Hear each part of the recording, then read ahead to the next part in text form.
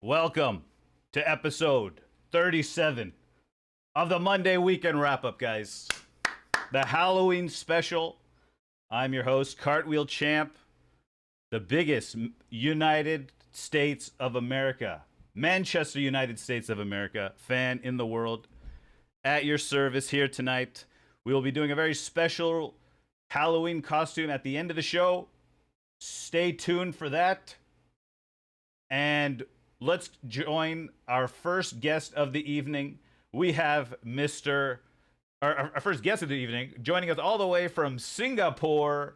It is Mr. CulturedLeftFoot. Cultured, welcome in. How are you doing? Hello, everyone. Good to be back. Yeah, nice to have you back. Couple weeks off.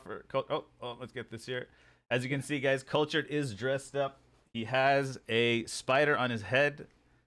Spooky season is upon us. All right, next up, we have all the way from Columbus, Ohio, our very own HoffSpur special today. HoffWheelchamp is here today. Hello. The Goat Club adds another. That's right. Correct. Hoff is here.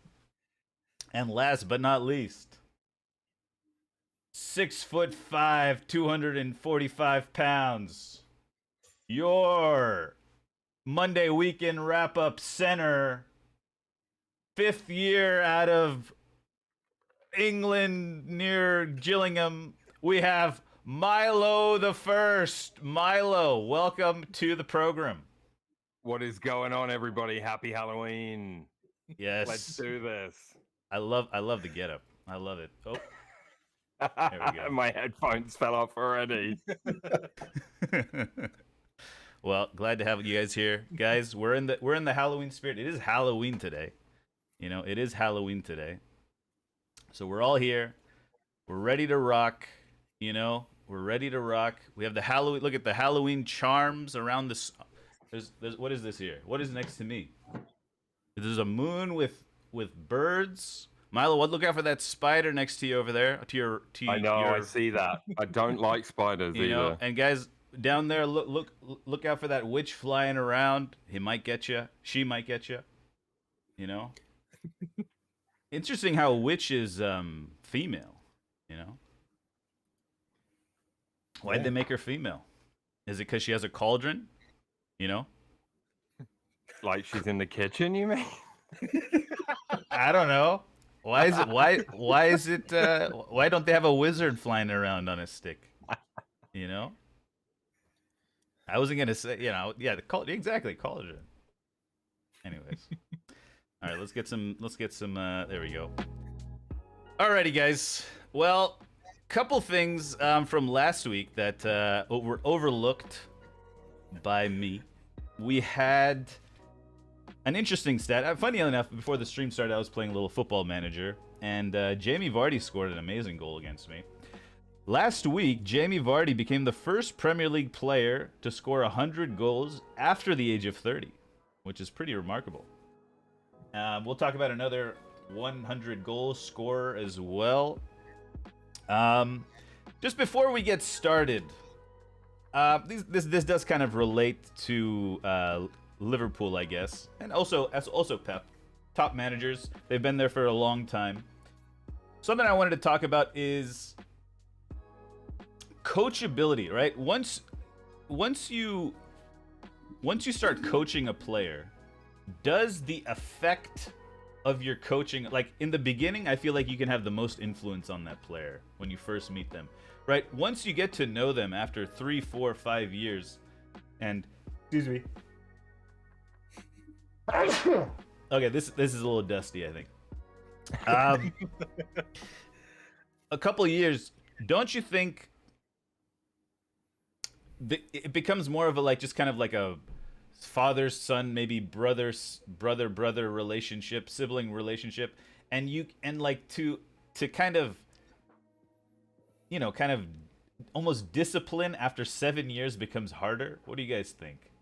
Do you think it becomes because they're all adults? Pep's an adult. He's like what, maybe like he came into to City at what, 40 something years old, mid 40s.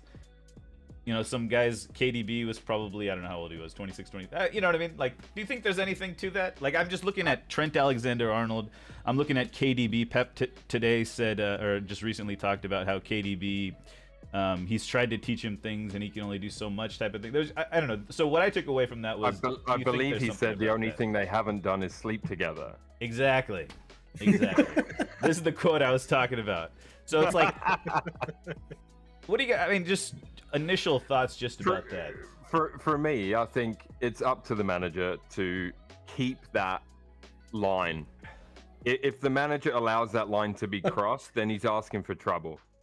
So that, for me, like with your boss, right? If your boss invites you over for beers and invites you over and you get to know him and his family and stuff, like, most of the time, it's going to make things awkward at work on occasion, right? When discipline has to be handed down or something didn't go very well. So I think it's better to keep that relationship, that line, the same, Well, right. Yeah, I think football is slightly different, right? I think football, in the sense that, in terms of coaching and teaching and having all that experience, I think you get very early on, in the sense of, Pep did it with Joe Hart, I think. That's a good example, is that he came in and thought Joe Hart's never going to learn and be able to play the way I want him to, so just get him out.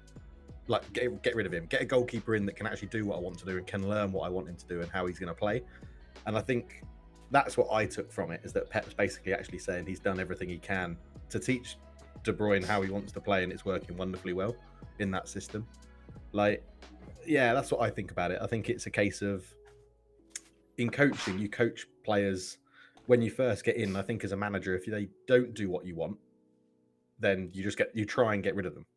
And I think that's where Man United have struggled, to be honest, because they've changed coaching, they've changed managers so often that players don't know what they want to do. But that's how I see it. And I think Milo's right in terms of the discipline thing. I think it's harder to discipline if you become mates with everyone.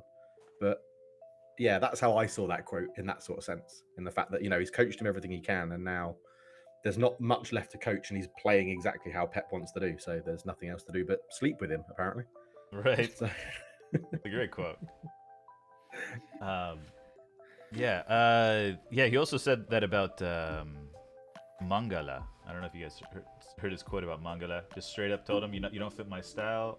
I don't know how old Mangala was at the time at City, but just had to move him on. Ole, I feel, became a bit too buddy-buddy with the players, maybe. I feel like I think Ole had to. Right. Yeah, he didn't have to get the morale up. Yeah.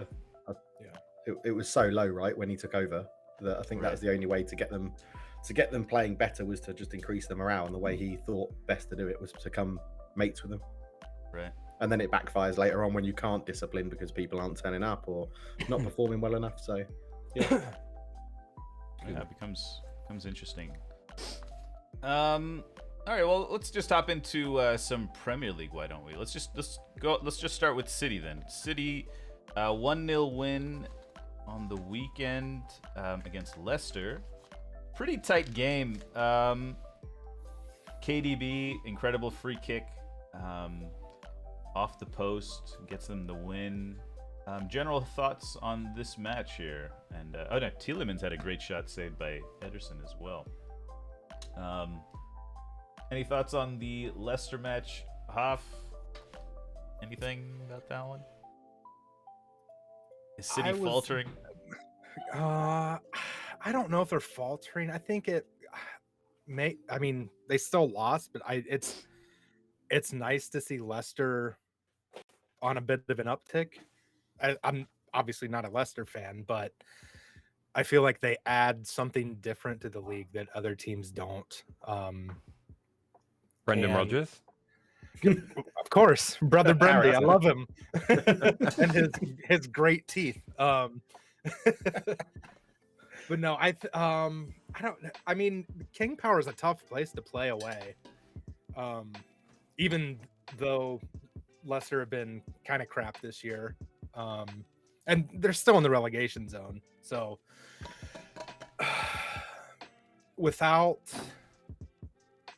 KDB is just, he's good. And he's playing really well right now. I feel like he hasn't been, over the course of a full Premier League season, I feel like he hasn't been consistent yet. there have been, sure, his peaks are super high, but there's also like 3 or 4 games where he gets like a 6, which is still average, but he's probably not ever going to lose you a game. But I feel like if he keeps this level, then I feel like City will just eventually just rise to where they want to be. Yeah. And this is all without Haaland, remember, so. Right. I think Mordecai last week had spoke about our City kind of becoming too reliant on Haaland as a striker, him being the focal point of the squad type of thing. Based on this last performance, there's 1-0, just no goal from open play. You don't know. Maybe something's happening. Do you think there's a lack of depth with City? Culture, do you think? I mean, when you look at the squad, if you put the squad on paper, you would say, yeah, there is a lack of depth in that they don't have class players to cover every position one for one. But then when you probably consider that the youth players are coming in and drilled exactly how Pep wants them to play, they could, like Cole Palmer stepped up, scored a couple of weeks ago, I think it was, or something, got a goal, but he looks good, and that's the difference. It's not that they've got squad depth of first team players all across the board, but they have squad depth in how they know to play, how they know that Man City team lines up and plays. And I think that's the difference in the terms of why they can sell that, or they do so well in selling players like Ferran Torres for getting loads of money, knowing that, well, that's not a big issue. We've got Foden, Grealish. We can sell Sterling, and a youngster will step up, a youngster will step in. And I think that's what they do really well. I think the Leicester game in its entirety was sort of so anti-Leicester, which sounds very strange. It was very, very defensive. I didn't really, from the highlights I saw, I didn't really enjoy watching Leicester play like that.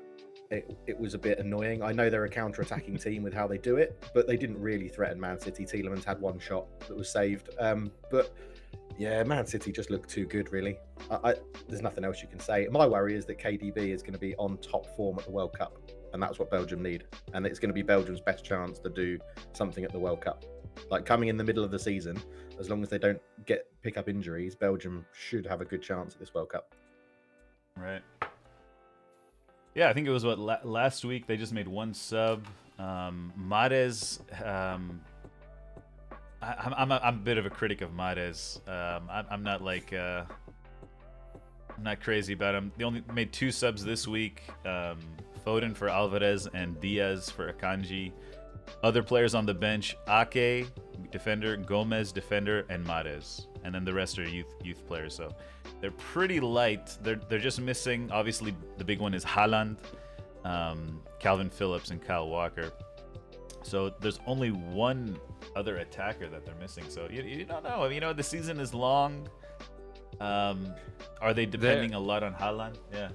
They're very fortunate the World Cup's coming up because Haaland's going to have a nice little bit of recovery time here. I'm not sure what the prognosis is for how long he's going to be out, but on a regular season, it might hurt them a little bit more having him out than it will this year. So, I think to what you guys said, it on paper, it looks a little thin, but they're still class. They're still class players, like in and around the team. They can always. I just think they're one of those teams that can find a way to get the job done, no matter what the situation is. Yeah. And one loss so far. Like, I don't know. I just don't know game to game what's. It's really going to take a one-off performance to beat them. I think they're just a well-oiled machine. Absolutely. Moving on to the next game on Saturday, we had Bournemouth 2, Tottenham 3. Big comeback for Tottenham after 2 Kiefer Moore goals from Bournemouth. Sessegnon, Davies, and then finally Bentancur at the end of the match scores the winning goal with Conte kind of just... I don't know if you saw his reaction. It was pretty muted. Hoff, what are your thoughts about that comeback? I was texting with a buddy after the game, and he's like, "Oh yeah, I never lost out. I had faith we were gonna win." And I told him it was either gonna end 2-0 to Bournemouth or it was gonna end 3-2. to Spurs, and when Sessegnon scored, I was like, okay, cool. When are the other two coming? Just the feeling I get, or the feeling I got from that game, how we were performing. The first half was terrible. The second half was probably the second best half I've seen us play this year. And you get 3 goals from guys not named Son or Kane, which is great.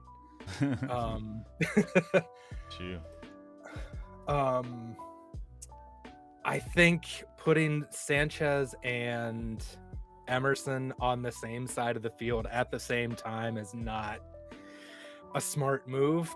Sometimes, I mean, with injuries and all of that, I guess Conte, and actually before the game, Conte said, look, we have a final. He's calling tomorrow's match against Marseille a final.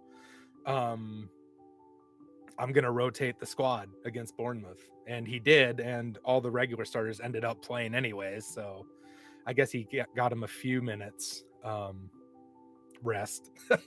But yeah, it was basically a tale of two halves, and probably a draw would have been more fair for Bournemouth, because they played really well in the first half. But yeah, it was I feel like the quality won out. Sorry. You think there's any chance Conte leaves next season? Any chance? Oh, there's always a chance. Conte to Juventus is the cry from the fans. I think that depends on Daniel Levy's purse strings, doesn't it? Yeah, I think. Ask me after the January window. Okay. Yeah.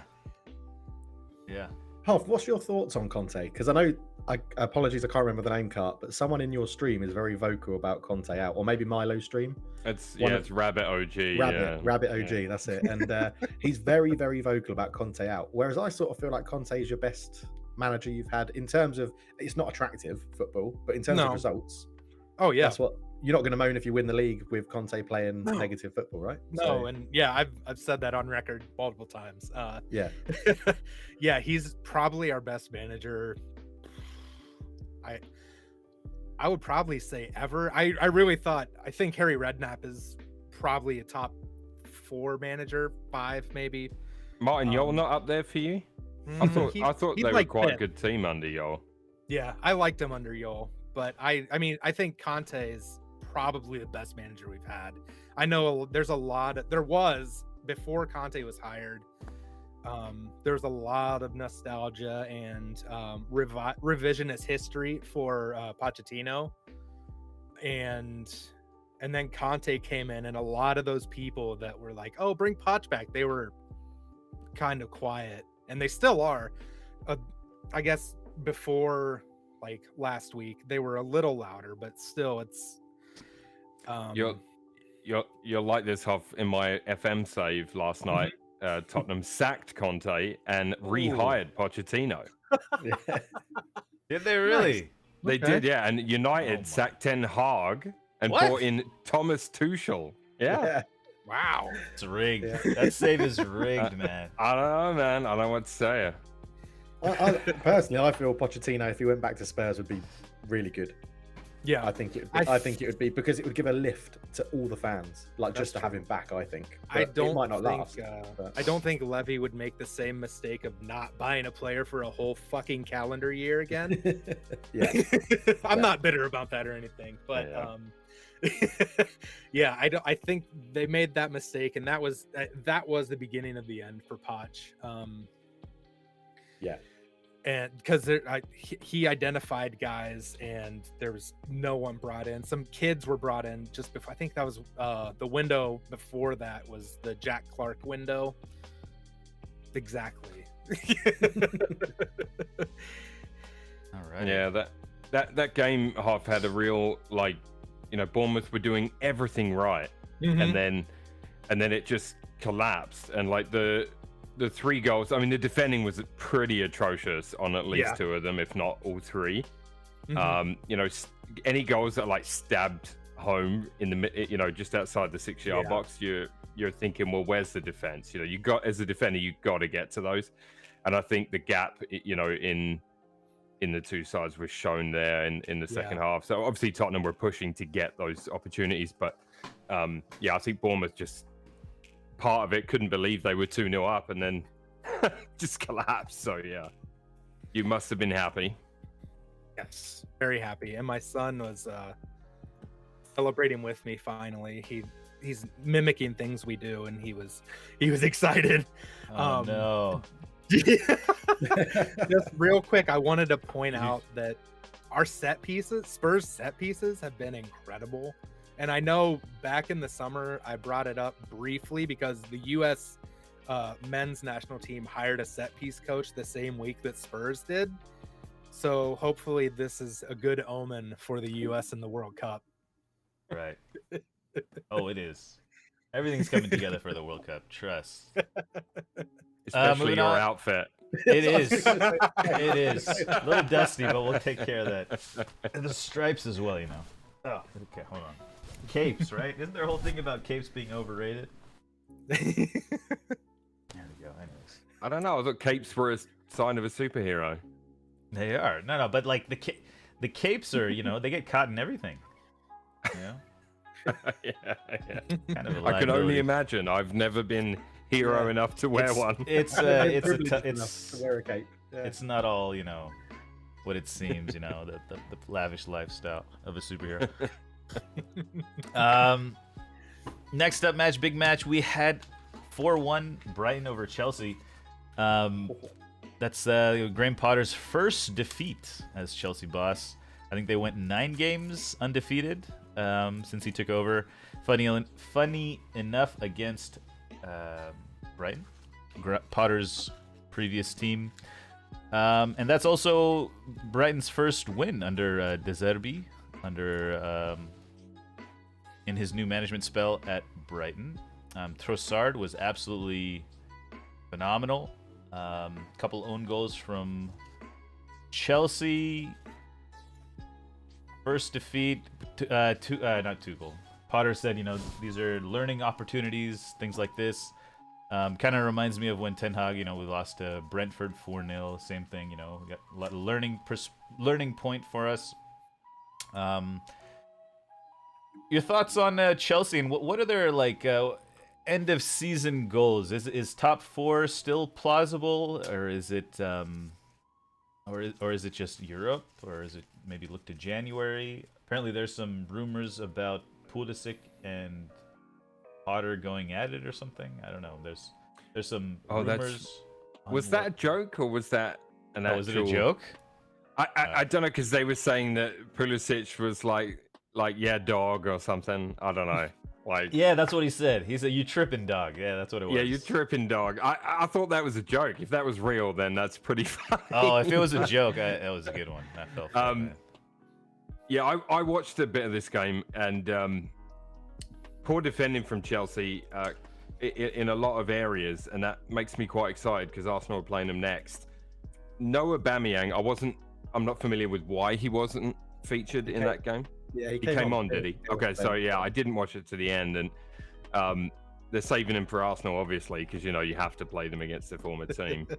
But yeah, Trossard was the standout for me again, and what a season he's having. You have to think some clubs are going to come in for him in the summer, if not in January. Yeah, he's been playing well for a couple of years now. Yeah, probably since 2020, he's been pretty deadly. And to answer your question, I think Chelsea, they're down to 6 now. I think they're in trouble for the top 4 this season. Too inconsistent, I think. I think Bowley came in and did Football Manager, right? He bought everyone he wanted to and thought it was all just going to gel straight away, and then sacked the manager and got a new manager in and realised, oh, actually, it's not that easy. Yeah. The thing with Chelsea, though, is I think this result has been coming. I think, Potter was unbeaten in 9, but they've not been playing spectacular. He's been trying to find his feet. He's been trying to find his best team. I think he played, was it 9 different starting 11s in the 9 games they went unbeaten? As in not changing every 11 players, but never had the same 11 in all 9. Mm-hmm. And I think he's still trying to get that. And I think by the time they play Arsenal, if you don't have a set team that you're going to pick, I think Arsenal could run pretty, especially if they defend again like that, Arsenal could run rampant, because Chelsea look all over the place at the back. I mean, Thiago Silva lost the ability to pass in that game. Yeah. He passed it straight to, I think, was it Welbeck or Mwepu, and then tried to chip him, and he kept it off the line. And he had a couple of efforts off the line. Thiago Silva keeping him out, but I don't know. Chelsea created a fair amount, but the finishing looked poor. Raheem Sterling missed a couple of good chances. Conor Gallagher, I think it was, that had a terrible effort that was saved well by Sanchez, and then Pulisic on the rebound put basically an open goal past the post. So it's not looking rosy, which is a shame. I want Graham Potter to do well. So, and by well, I mean, like, you know, don't get sacked. I don't want him to win the league. I hate Chelsea, but yeah. Yeah. And Hoff, anything to add about this game? Is Brighton? I just had Brighton might be underrated too. No, they're doing pretty well.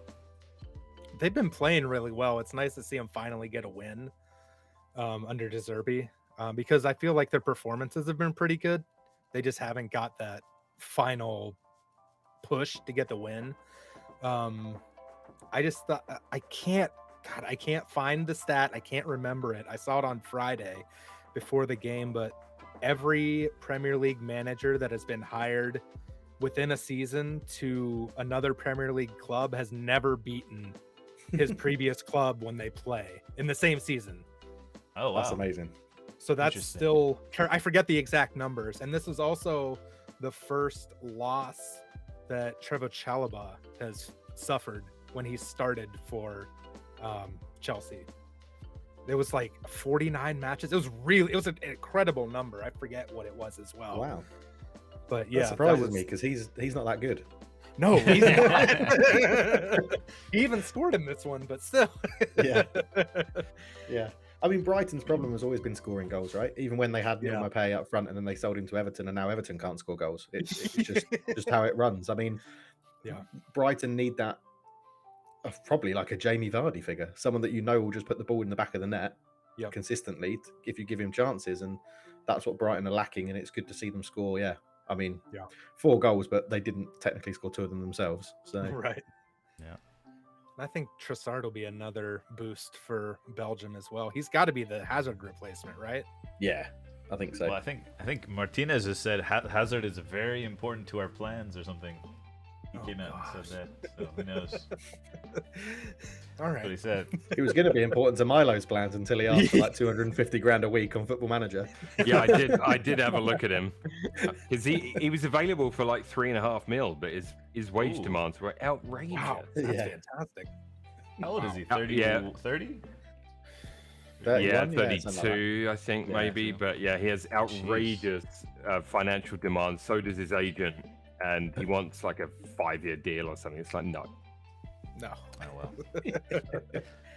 well. Other matches on Saturday, we had Brentford Wolves 1-1. Palace Southampton 1-0 Palace.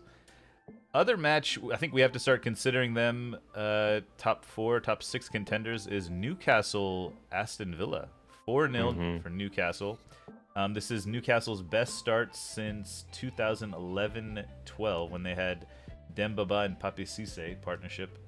That's 24 points from. Is that the season Cisse scored that absolute worldie against Petr Cech for Chelsea? Oh my god! Around there. Dude. It was an amazing goal. Amazing goal. I mean, Almiron scored an unbelievable goal in that game as well. Yeah, he did. Lovely left-footed strike. He's on form in it as well. Yeah. He's inspired. I still don't rate Eddie Yeah. Did Almiron come from the MLS? Yeah, from Atlanta. Yeah, so we'll get to Arsenal, I know, but like he's inspired a move Arsenal are considering for I forget the guy's name. Torres from Orlando. Torres, yeah, Torres from Orlando City. So, but yeah, Newcastle are doing well. I mean, they even hit the woodwork twice. It's a pretty poor Villa team. I know they won 4-0 after sacking Gerrard, but it's not a poor team. It's an unstructured team, I think, at the moment with Villa. But Newcastle doing well. I still don't think Eddie Howe's the guy to take them as far as they want to. I'm just not a big Eddie Howe fan. I'm just never was, never am, never will be. And they're just in that cusp though. We talked about it, I think, Cultured another show when you were on, because I remember us talking about it, and like Newcastle are right in that space where they have to get a good finish to be able to start using that money. because you've got to be in at least the Europa really to bring in the manager and the players that you want. And that's what they've done, right? They brought in a better manager than what they had, and they've brought in a couple of better players than what they had to push for Europa League. As soon as they get that, so many of that team are going to be binned off. As soon as they get to the Europa League, like Dan Burn won't be playing, Chris Wood won't be playing, Joe Willock might still be a sub. Then you've got like, who's the guy they had on left wing? Jacob Murphy, who is awful. He's absolutely awful. He's going to be nowhere near that team. And then it's just a case of how quickly can they gel. And that's what we've seen with Chelsea, right? Buying all those players, and that's when it becomes interesting. When you've got the extra fixtures in Europe and the new team, and it'll be interesting. So, but it's good to see them flying high, Newcastle. Yeah, it is good fun. They picked up the most points in the league in October. What else? 20 years since Champions League. So yeah, things are looking bright for Newcastle. Other matches on Saturday: Fulham Everton 0-0. Pretty boring from the reports I read. Nothing much going on there. And the big match on Saturday, Liverpool Leeds United. Leeds nicking a win 2-1 against Liverpool. I didn't even ask the Liverpool correspondent to comment on this one. Unless if they want to hop in, they're welcome to. I don't think, but Virgil van Dijk's first loss in something like 4 years or something. At Anfield. Trent Alexander-Arnold after the match said something doesn't feel right, or something along the lines of that. Something doesn't feel right. They lose at the last. That's 2 relegation battlers in 2 weeks. What is going on with Liverpool? Cultured. Generally, is this the 7th year syndrome for Klopp or something? I don't know. Is it? It's hard to say, isn't it? Really, because yes, they sold Mane, but I don't think that's the whole thing. That can't be the whole problem. I think it's tiredness. Maybe complacency for tactics under Klopp. I don't know. Klopp hasn't really changed too much. It's really hard to put a finger on it with Liverpool. I don't know why this is sudden. I'm absolutely loving it, obviously, but I don't know why it's happened right now. And it's, Nunes. Every time I see him play, he looks like such a waste of money. Every time you see videos, even the Liverpool. Now, if you go on Liverpool's YouTube channel and watch some of their training videos, he even looks dreadful in training. Now, I think for a professional footballer to look dreadful in training is embarrassing, because that's when it's like, they're going to look their best and play their best because there's not that much pressure and things like that. But I think Extreme could be right, actually. They look a bit disinterested off the ball. They're not making those same runs. There's not that appeal to do it. They've got an older squad who have now won everything for Liverpool. If you think about Salah, if you think about those sorts of players, they've won the Champions League, they won the Premier League. There's not that much for them to do in terms of Liverpool. That could be a playing into factor, but I don't know really. It's great. It's not much. I can't explain why. It's just great to see it. Yeah. That first goal was pretty bad from Gomez there. Joe Gomez, kind of, it's like the back pass. Yeah, he kind of got an image of where Alisson was, then kind of put his head down, made another dribble, then passed it to where he was in his image, and it was just way off. And it's just one of those, just a horrible way to start that game against a high energy Leeds team. I don't know if you guys saw Jesse Marsh playing the air guitar. That was pretty epic. I swear every English fan hated that. Yeah, I know. Cringe. It was so cringe. But yeah, Milo, go on. Well, yeah. Yeah, Liverpool had a very impressive home record up until that point. Where did Cartwheel go?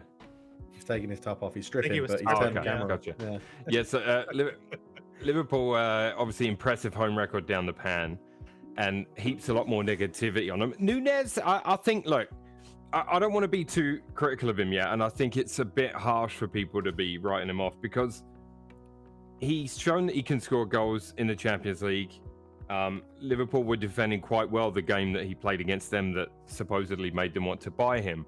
And I've seen better players than Nunes take longer to score and settle in the Prem. So I feel like he's struggling to adapt a little bit. Maybe it's a confidence thing. Maybe he's, there could be a whole host of things going on. I think I haven't watched the training. I will say, other than a couple of clips, I think from preseason that people were using as like a comedy montage. Yeah. Like, I totally get it, but I think you've got to see what happens. He did have one great strike that was a good save, actually.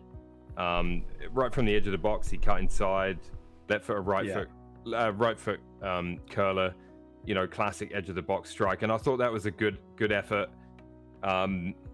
Maybe Liverpool need to use him more in a role where he can express that side of his game and not have him be this, looking for him to be on the end of everything in the box or playing behind the defender, like leave that to Salah. And I don't know. I think maybe they just need to find a way to get him going and get that confidence going. What I wonder is, do you think Klopp is a contender to not be there? Like, do you think Liverpool would do that? They won't sack him. No, I don't think they would either, to clarify, but I just end wonder of the season he might leave. He might walk at the end of the season, I think. But even then, I think he was close to leaving this last summer, right? They had to they signed an extension this last summer, I believe. But, saying it was his wife, something. Do you know who VVD had that streak that was broken, that home streak of undefeated? Do you know who it was before him? Do you guys know? I know who it was. That's what I'm asking. What, the most home wins in a row? The most home wins in a row. I think it's the most recent. I'm pretty sure it's most home wins in a row though. It was quite recently. I would suggest someone from Chelsea under Mourinho. Yeah, that's true. Someone from. Maybe someone like Petr Cech or John Terry. Yeah, someone that was Michael Essien. Present. Michael really? Essien. Wow. Okay. From like 2011 to 2014 or something. 70 games. Or no, not 70 games. Was it? Oh, you mean VVD was 70 games. When they were the Expendables cast. Yeah, I don't know. Yeah. I don't know exactly. I guess it's Nunes as well. To give Nunes a bit of slack, he has got the unfortunate accolade of being signed as the biggest striker the same year as Haaland, and Haaland is completely ripping it up. So he's always going to look a bit poor, isn't he, with those sort of stats? So, but yeah, it'll be interesting to see how Liverpool do. After that decent performance and two poor performances. Yeah, Hoff. I just wanted to point out that the American Brendan Aronson literally ran 13.2 kilometers, which is more than any player in the Premier League this season in any match. He's fine. He's still developing. He's technically good.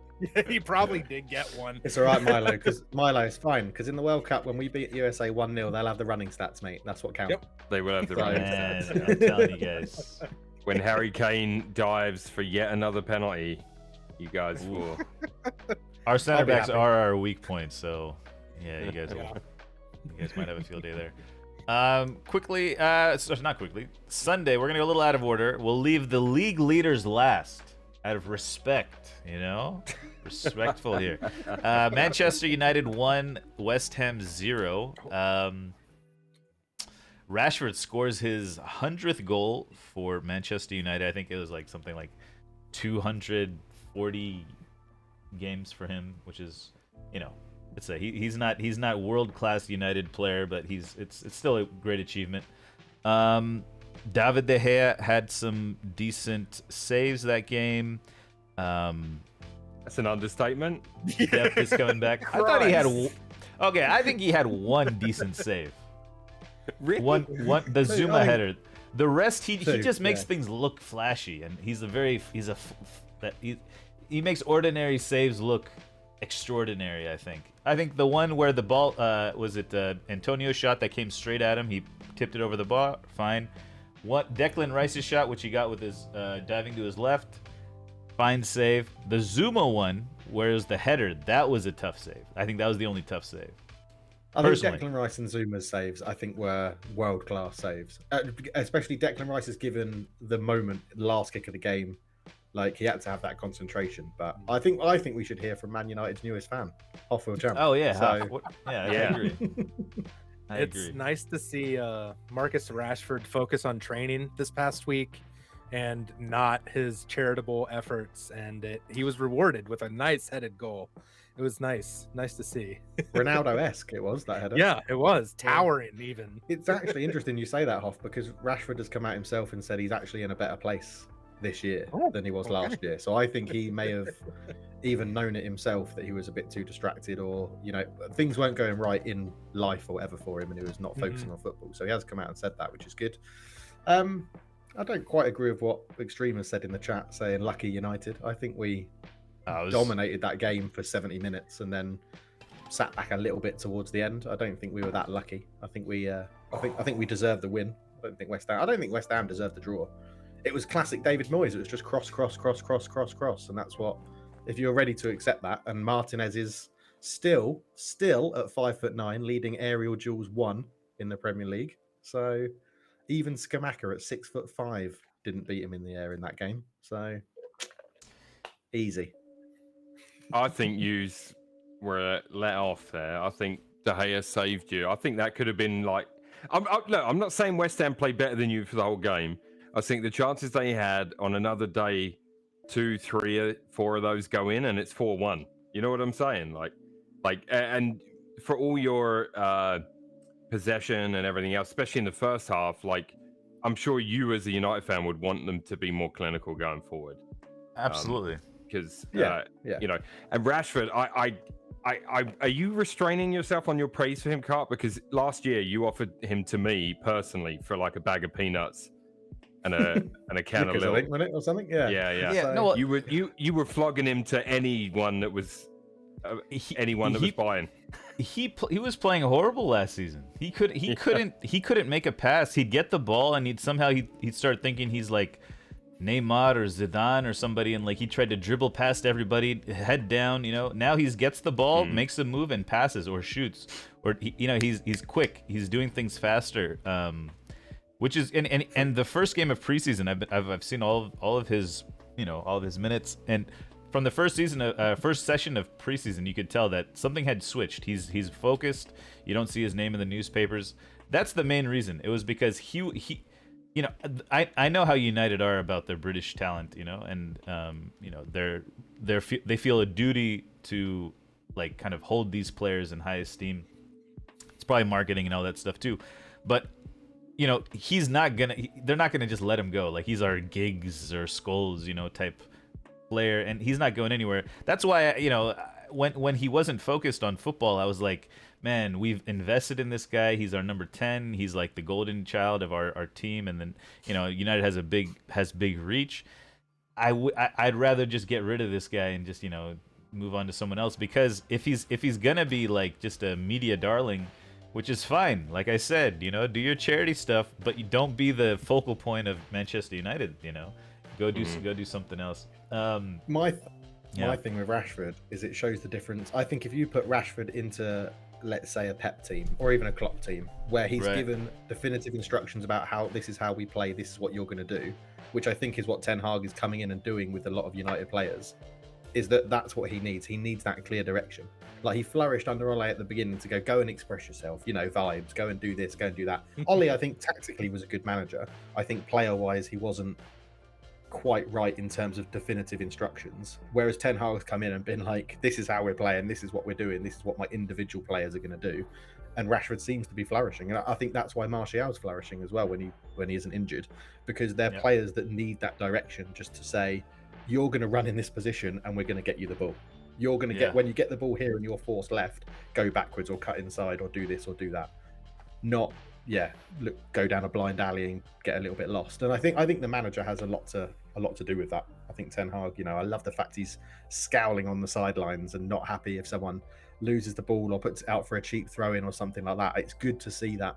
It sounds wrong. That shouldn't be an implication of how a team performs, right? Whether your manager's on the sideline scowling at a player, but there's so many things that happen. He's just standing there, shaking his head, looking pissed off. And you're like, good, it looks like he's setting a standard that we've not had for quite a while, which is good. Yeah, and also in his post-match interview, he smiled the most, I noticed, in his post-match interview, which was, people are like, making fun of his media interactions, but, it'll come with time, that stuff will come with time. Other things related to United, midweek against in the Europa League, Antony, the Brazilian flair magician, second coming Flaremonger. of Pele, Yeah. received the ball at 0-0 in the 38th minute, proceeded to do a spin, a twirl, Amazing.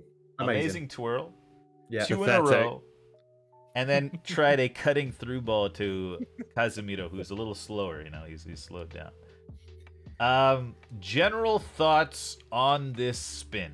Let's Love it. start Love with showboating. Love it. There we go. Absolutely love it. Any showboating, I'm all for it. And anything that pisses off every single pundit known to football, I'm even more for that. Anything that can make anybody lose their shit that much for no reason whatsoever, I'm all for it. That's what I want to see Neymar doing in the World Cup. I want to see Neymar pulling out random tricks because that's what people want him to do, and then side him down because he's Neymar. But it's like, yeah, why not? Why not? Why not? Have some fun in the game. Everyone loved Ronaldinho because it was fun. He used to just flick. I'm going to be the other side of this coin. I know you are. Yeah. That's why I'm saying. Surprisingly. Cart doesn't want us all to be the same, right? I was a centre back. I couldn't do that spin that Anthony's done. If I could, I would do it in a match, just at the back when no one's around me, because I could. I'm glad you brought up that you're center back. Go ahead, Milo. I'll get to that. next. For me, I love a good skill. I loved watching Ronaldinho play. However, go watch Ronaldinho's highlights. His skills were done on other players, not Not all the time. Some of it was just for fun. Most of the time, And most of Anthony's are done around players. all I'm saying is that it's the most pointless move. That's more pointless than the stationary step overs. Like R9 used to do the step overs at high speed, send the defenders the wrong way, and score a goal from it, right? When you get players that do stationary step overs, that pisses me off as well. Both of those, that and the spinny thing, should be an automatic red card. And honestly, or they should have it so that you're eligible to be two-footed only when doing the spinny round thing on the spot thing. Pointless. Within 5 seconds, you get a chance You to said it. someone. You said it. Now, by the way. Now, if he does that, Luke scoops it around as he's pirouetting between two defenders, I will give him a round of applause. But I ain't gonna praise him for doing it on the spot. Like, my dog can do that. My dog's chasing his tail right now. It's the same thing. Stop showboating, Bailey. Question. As a defender, if you've seen him do that, are you then going to be worried that, I can't go and press him because he can do that around me? Fuck that. I would go in, just shoulder barge. Boom. But that's the point. That is the point. It pisses you off. You've set Bailey off now. Yeah. As a defender, when I see that happen, I'm like, oh, F this guy. In my head, I'm like, F this guy, you know what I mean? Like, that's what I'm thinking in my head. Like, I'll tell my left back to go, or something. What about the fact that your hero, Paul Scholes, absolutely berated him for it? No, great. Fine. That's fine. Anything that can give all pundits that much shit. How can anyone lose their shit that much over one bit of skill? It doesn't make sense. People need something to talk about, right? And they're all losing their shit. Nah, I'm all for it. Love it. It reminds me of reminds me of when Richarlison was juggling against Forrest. Yeah. And everyone lost their damn mind. And Richarlison was almost as bad, to be fair. And Richarlison was like, "What? We got the foul. He got a card." Okay. Yeah. Exactly. Anthony did pass the ball right out for a goal kick straight after that as well. It was the most pointless sequence of play. It was a decent ball. Yeah. He's made that pass not knowing it was Casemiro running. And it was a decent If that was ball. Sancho or Rashford, it was a decent ball and they'd get on the end of it. And the Richarlison one, I get it. For me, it's similar. It's a similar vein. I'm not quite as mad at Richarlison as I am at Anthony. But I'm not even mad at him. It's just, you go back and watch these players. Like, I'm going to use Thierry Henry as an example because he did it many times. He would run with the ball and juggling the ball and flicking it over players, stuff like that. That is the skills that is going to get me out of my seat, not fidget spinning. So okay, Milo, this might be pre Hoff and pre Cart, because I don't know when you guys really started watching football. But can you remember when Andre Kanchelskis signed for Everton and just stood on the ball and did that and then carried on running?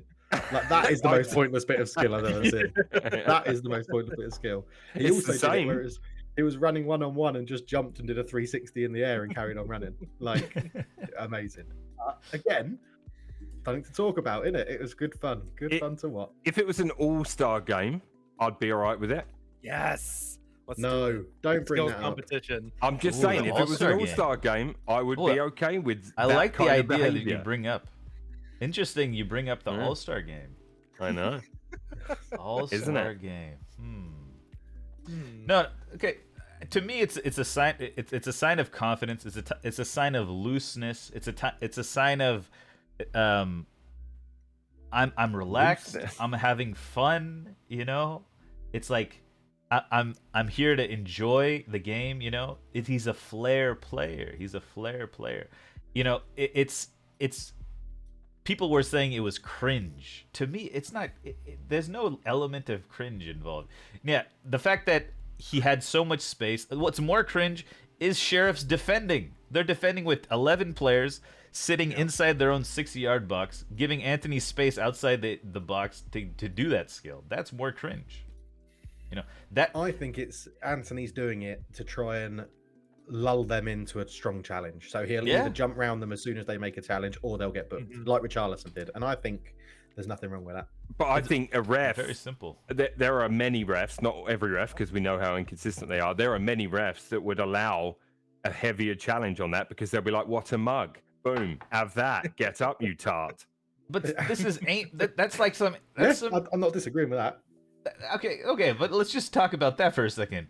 There's refs will allow that to happen. That's one aspect of it, but that's completely wrong, right? Not really, because That's completely wrong. Not really. There's nothing wrong with it at all. Nothing wrong with it, mate. Oh, I'd love man. to see Martin Keown just knock his fucking head off when he's spinning around like a bloody tart. But he wouldn't be Oh able my to. God. He wouldn't be able to reach him because he's spinning. It'd just make him dizzy, and then we'll run past him. Just saying, you know, the way the rules are gonna have to go is like that stuff's gonna be a big no-no. I'd even give him more of a break if he span one way and then went the other. I don't know. Maybe he's auditioning for Dancing with the Stars or something. The only thing that I might have an issue with is it was 0-0 when he did it. That's the only thing I could take a little bit of issue, tiny bit. Right? This is like I had a massive issue when Omri and Perez tried the penalty backwards penalty kick. I was so pissed off with them that day. That was against Man City, I believe, if I'm not wrong. I was at that game, and it was at the end that I sat in the East End. So it was 0-0, and I'm like, you don't do that at 0-0. By all means, try something like that if you're having a laugh with your mate and you're 0-0. 3-0 up. It was 0-0, yeah. Holy We ended Lord. up winning that game 1-0. Okay. But it wasn't from the penalty, yeah. It was a very... it was the same kind of thing, though, you know what I mean? Like I felt like, I don't want to see you do that at 0-0. Yeah, I mean, Sorry, Cart. Go on. No, go on. that I feel like a penalty is little different situation. This was Anthony. We had like 80% possession. He had that space the whole game. I do think it's a little bit. I think that I would be more pissed about that, Milo. What you mentioned at 0-0 against City in the Prem. I mean, City weren't the City you're thinking of, though. At that, Right, This is pre-oil money. True, Yeah. true. This is pre-oil money. Yeah, they were not very good at all. Okay. Well, yeah. Well, okay. So Sorry, maybe. extreme, but it's true. They were shit before they had money. Sorry. Carry on.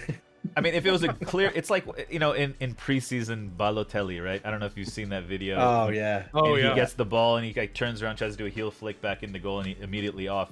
Like goal scoring situations like that. I understand, right? Because there is direct action, immediate action that everyone knows should be taken, which is getting a shot on target and in the net. When you receive the ball out like over there on the wing, like there's a little time to kind of relax, wait for the defender to make a move. Kind of, if you can get a rise out of the defender, get their blood pumping, get them to go in on a challenge, let them. I The would thing just with stop that- and be like, I'd just look at him and be like, you mug. That's fine. That's fine. That's it. I think that Anthony piece of skill is similar to when people and Neymar jumps to mind when he's like a crossfield pass and he controls it with the wrong foot behind. Yeah, There's yeah. no difference. He's just doing like a bit of a skill reverse because he can. Rabona. No, yeah, but like that, a Rabona touch. Yeah. but that Rabona is control. also controlling a ball like that is not easy. I mean, go try that. Well, neither's a 720 spin keeping the ball at your feet. Go I try don't it. think Yeah. they're the same thing. I think if you're receiving a pass from across the pitch and you can Oh, control no. it, Yeah, I'm not saying they're both Yeah. very, very difficult. Obviously, that's very difficult to control it like that. But I think yeah.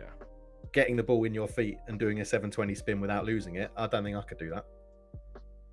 I feel like I've had 20 pints.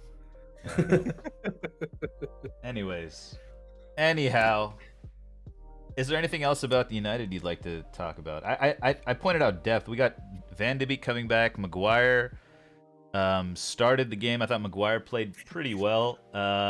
Who else? I don't know. I thought Maguire played really well. I thought he played just fine. He blocked the shot in the blocked final a lot minute. of good shots, yeah. You know, He did. he had a couple of weird possessions, you know, where he kind of drifts into midfield and then just kind of whacks it to the other side of the field to nobody. A couple of those, which would, you know, it's pretty consistent with what he was doing. But yeah, I don't know. Ronaldo had a pretty okay game. Any other thoughts about the greatest show on grass? No, No, I no, think but- we should move on to Milo, right? He wants to Yeah, talk let's Arsenal. move on to the league leaders, guys, of the Premier League. It's not the Bark. Is it still Barclays Premier League? Let's call it the Carling. It was better when it was Carling. Carling Premier League. Arsenal winning 5-0 over Nottingham Forest. Massive win. 1-0 at halftime. Bit of a scary moment when Bukayo Saka had to come off for Reece Nelson. But Nelson ended up scoring 2 goals in the second half. Partey with another amazing shot from outside the box, and Odegaard, the final one. Milo, what are your thoughts and feelings about this this Arsenal performance? 5-0. I mean, again, I'm not looking at the league table, so it's nice of you to introduce the segment as the league leaders. But again, I'm not going to be looking at the table till at least Boxing Day. Mate, you should be looking at it right now. Enjoy it. No, because it doesn't mean anything, does it? It doesn't mean anything. So, very happy to get back in the win column after the Southampton draw. But Southampton away is a tougher game than people will admit to, in my opinion. We've struggled there for a couple of years, and other teams have struggled there too. So, I don't think they need to be too harsh. Then there was the Europa League result against PSV. I mean, our group position in Europa is fine. It wasn't a big deal for me. So a lot was made of that, though, in the British media about 2 bad results for Arsenal, and it's like, shut up. Like, I wasn't worried about it at all. Anyway, those two results. Forest, 5-0 is lovely anytime. Helps the goal difference. It is against Forest. You've got to factor that in. I hate to say it because I have a soft spot for Forest due to my granddad being a fan of them years ago. But yeah, I mean, another great start to a game as well, which is something that the team has been doing quite a lot this season, and I like that. Martinelli was really, really good. I don't know if you watched the whole game. He was really, really good. Saka going off was a concern, but from what I read today, he's available for the Chelsea game. So yeah, I think it was all precautionary, wasn't it, to take him off? I believe so, and not for England. I think it was precautionary for Chelsea. Yeah, personally. Now, his replacement grabbing 2 goals. Now, Reece Nelson, let's just talk about Reece Nelson for a minute.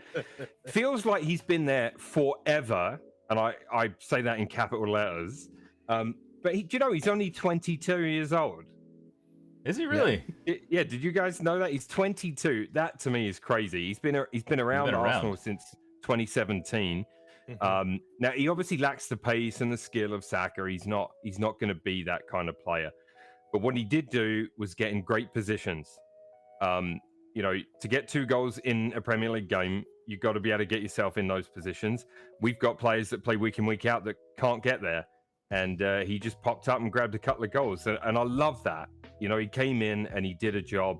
He's not going to play week in, week out. Sure, if Saka is carrying an injury, maybe he starts some games. It gives Arteta an option. It gives Reece some confidence. But yeah, very Joe Willock-esque is what I thought of Reece Nelson. Come on, Some good. He'll have some good appearances, selling for a bucket load of money to Newcastle, that sort of thing. Like, yeah, for sure. And I think like, you know, it was. I'm happy for Reece Nelson, but again, he's never gonna be that player. it was his first appearance at the Emirates for 2.5 years, I think they said.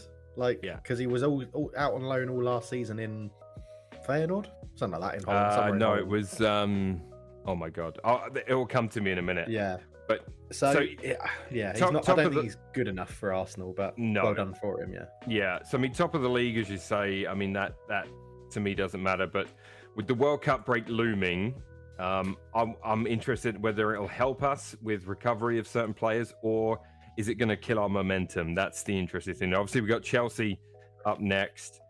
And I mean, you've got to think we got a good chance of getting a result there, given their form and ours. So yeah, I don't know. Very happy with the result, but not getting too excited because of who it was against and how early it is in the season.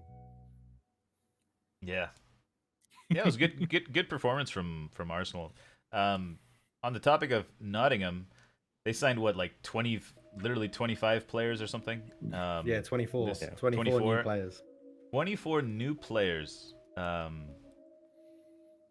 You know, that doesn't seem right to me. I don't think any sporting director would do it. I wonder if this is coming from like the owner, maybe. I don't know. Like, I don't think any sporting director or technical director that wants to have a career in football would okay this type of thing to happen. You know, I don't know. Has it happened before? In a tough.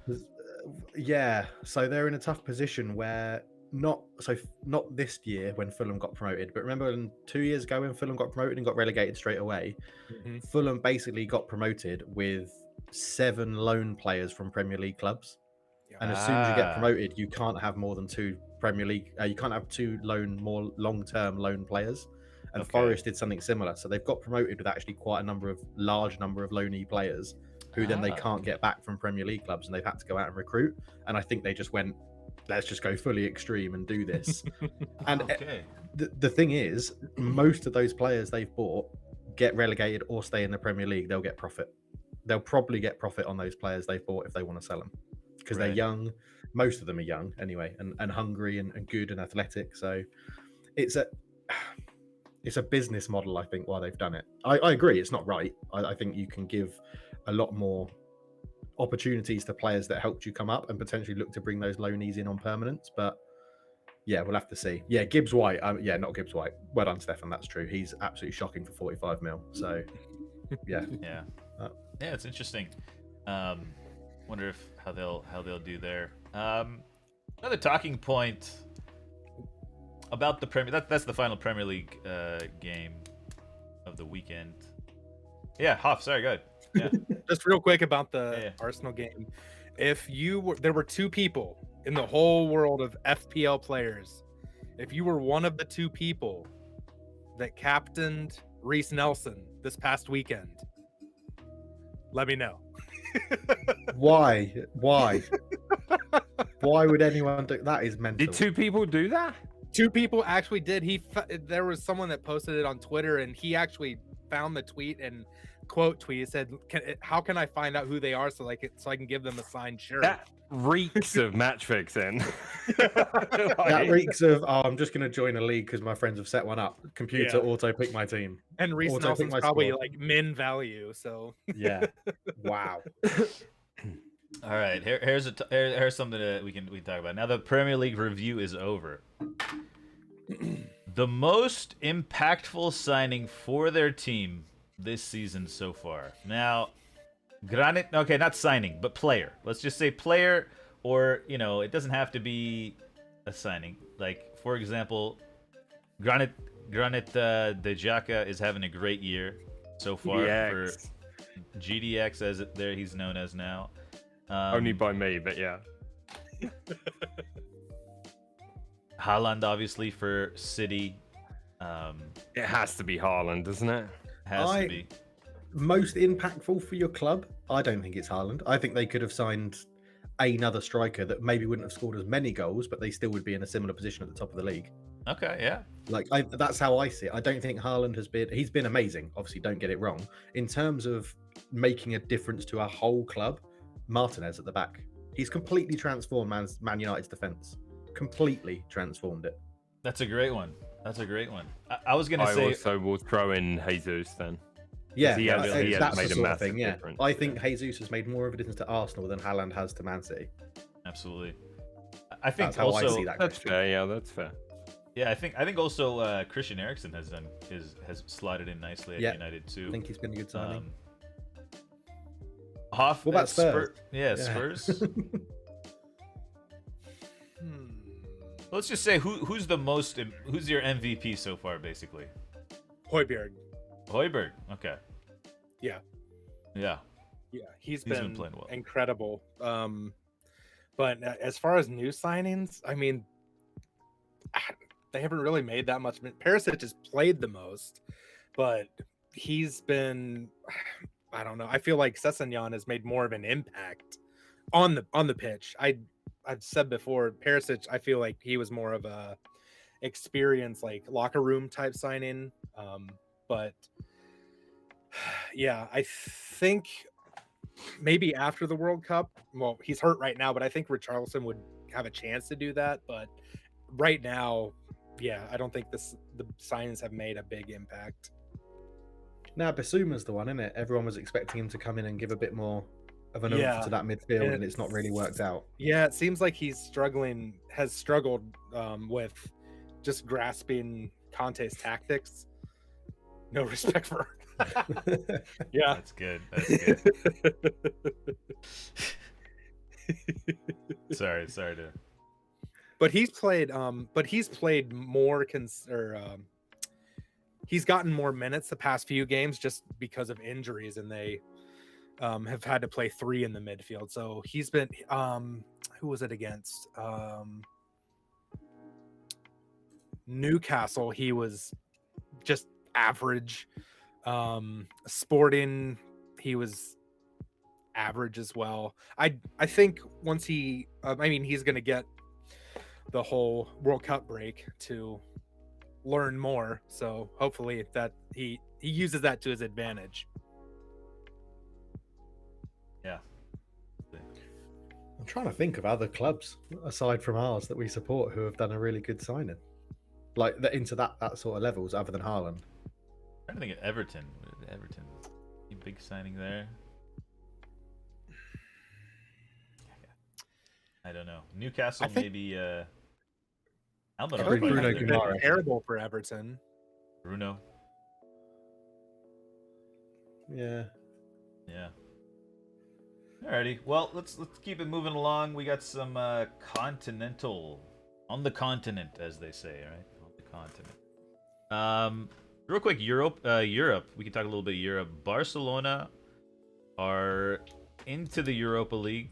Inter and Bayern making it out of that group. Also, Juventus have been knocked out of the Champions League. Juventus might be out of Europe completely as well. Juventus, they were knocked out by Benfica, but in the past 4 years, Villarreal, Porto, Lyon, and Ajax, all teams which are not included in the Juventus-backed ESL, teams. So that's kind of funny there. Juventus don't look great. They have a young English left wing back. I forget his last name. Really good young player. I saw a little bit of the match against Benfica. Good game. I think it ended 4-3 in the Champions League. Fun game there. Barcelona are out though. If you're Barcelona, the Laporta, not Laporte, has been saying, it's a time to rebuild, blah blah blah. We're gonna back Xavi. Xavi's also talking about, we've got a lot to fight for, etc., etc. Xavi has something like, let me just look it up here real quick. Xavi has, I wrote it down. His second coach is his brother. His third coach scouted at the regional level. And and coached a third division team who was fired. His physiotherapist is a friend since they were kids, and only has experience in lower divisions of Spain. And other analysts in his coaching staff are from a local team, a low level local team. This is new information to me. But does this feel like a Ole 2.0 or something? Sounds like cost saving. Cost saving, that's true. Absolutely. It sounds like someone that doesn't want to be challenged. Yeah, I don't know. True. Because Ole I would- mean, he has. Yeah. I assume he has final say over his staff. Like, why would you? I mean, and they may know more, in his opinion, more about the game than more decorated, qualified coaches. I don't know, but it just on the surface it looks like someone that just doesn't want a dissenting opinion. Just a bunch of yes men. Maybe. Yeah. Strikes me as Ole-esque a little bit. You know, just he who was at Al Sadd, I believe, won the title there. Ole won the title in Norway with Molde, and then they go to big clubs, and it's kind of that.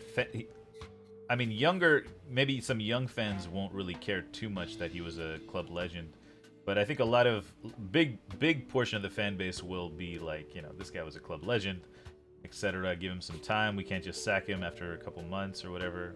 You know, post Messi era and things like that. So, you know, you got to think, haven't you? Any other manager for Barcelona with that squad not getting out of the Champions League group probably would be, well, maybe not be sacked right now, but if knocked out of the Champions League and didn't win the league, they would definitely be sacked at the end of the season. Yeah, definitely. So it might still happen, but who knows? Speaking of Barcelona, we'll just talk a little bit about what happened in Spain this weekend. Barcelona won against Valencia 1-0 at the death. Just last minute, Rafinha ball over the top to Lewandowski, who put it away, 1-0. And then Real Madrid the following day played a 1-1 draw with Girona. I don't know if you guys saw the handball. Okay, so it was 1-0 for a long time, and Girona got a penalty in the 80th minute, which was a handball offense. Very, very interesting decision against Asensio. Basically, a cross comes in. Asensio is stationed behind two Girona players. The two Girona players jump up to try to head the ball. Asensio lifts up his left arm. It kind of to me, it seems like he's covering his face, and the ball comes and hits his arm, and then hits his kind of shoulder area, and VAR looks at it and they call a penalty, and then Girona ties it up 1-0 or 1-1, and the game ends 1-1. By the way, Barcelona is now just 1 point behind Real Madrid. If you guys get a chance to take a look at that, I'd be interested to hear your perspective on it. To me, it was a very soft call. Where exactly was his arm? Was it like his arm wide, was? or His arm was. It looked like it was covering his face. It was like Whoa. one of these. it's not a pen then? I just literally just watched it. He has his left arm up like this. It looks like it hit his right shoulder and then hit his left elbow. I think it. Yeah, I wasn't sure at first. I thought they were calling it because it was too low on the arm, but it turns out I think it was because it hit his shielding arm first. And the way then you both described it, it's not a penalty. Yeah, it doesn't. And I looked that up. I looked up whether, you know, shielding your face is, you could get called for handball, and I didn't see it in the official rules, so don't quote me on this, but it seemed like you're allowed to protect your face, and if the ball hits your face or hits your arm while protecting your face, it shouldn't be called a handball. But it was a very sketchy decision given to against Madrid there, I thought. I'm thinking about free kicks and stuff, right? When you have a man in the wall, if they stand like that and it hits their arm, that's not a penalty. But if they stand like that and it hits their arm, it is a penalty. So I Right. think protecting your face is fine. Exactly, yeah. So Yeah. it was a weird call. It was just a weird call. You got to see the replay to kind of get it, but that was a big call at 1-0 down, giving Girona a penalty. Big decision there. Also, a big clash in Spain was Real Sociedad versus Betis. That was, I believe, now they're 4th and 5th in the table. Sociedad was ahead of Betis. So Betis leapfrogged them 2-0. So that's a good battle there for that last Champions League place behind Atletico Madrid, who dropped points to Cadiz. Late drama. Cadiz scores in the last minute against Atleti, and that kind of holds up Atleti's progress in the table. So things are looking pretty exciting in Spain.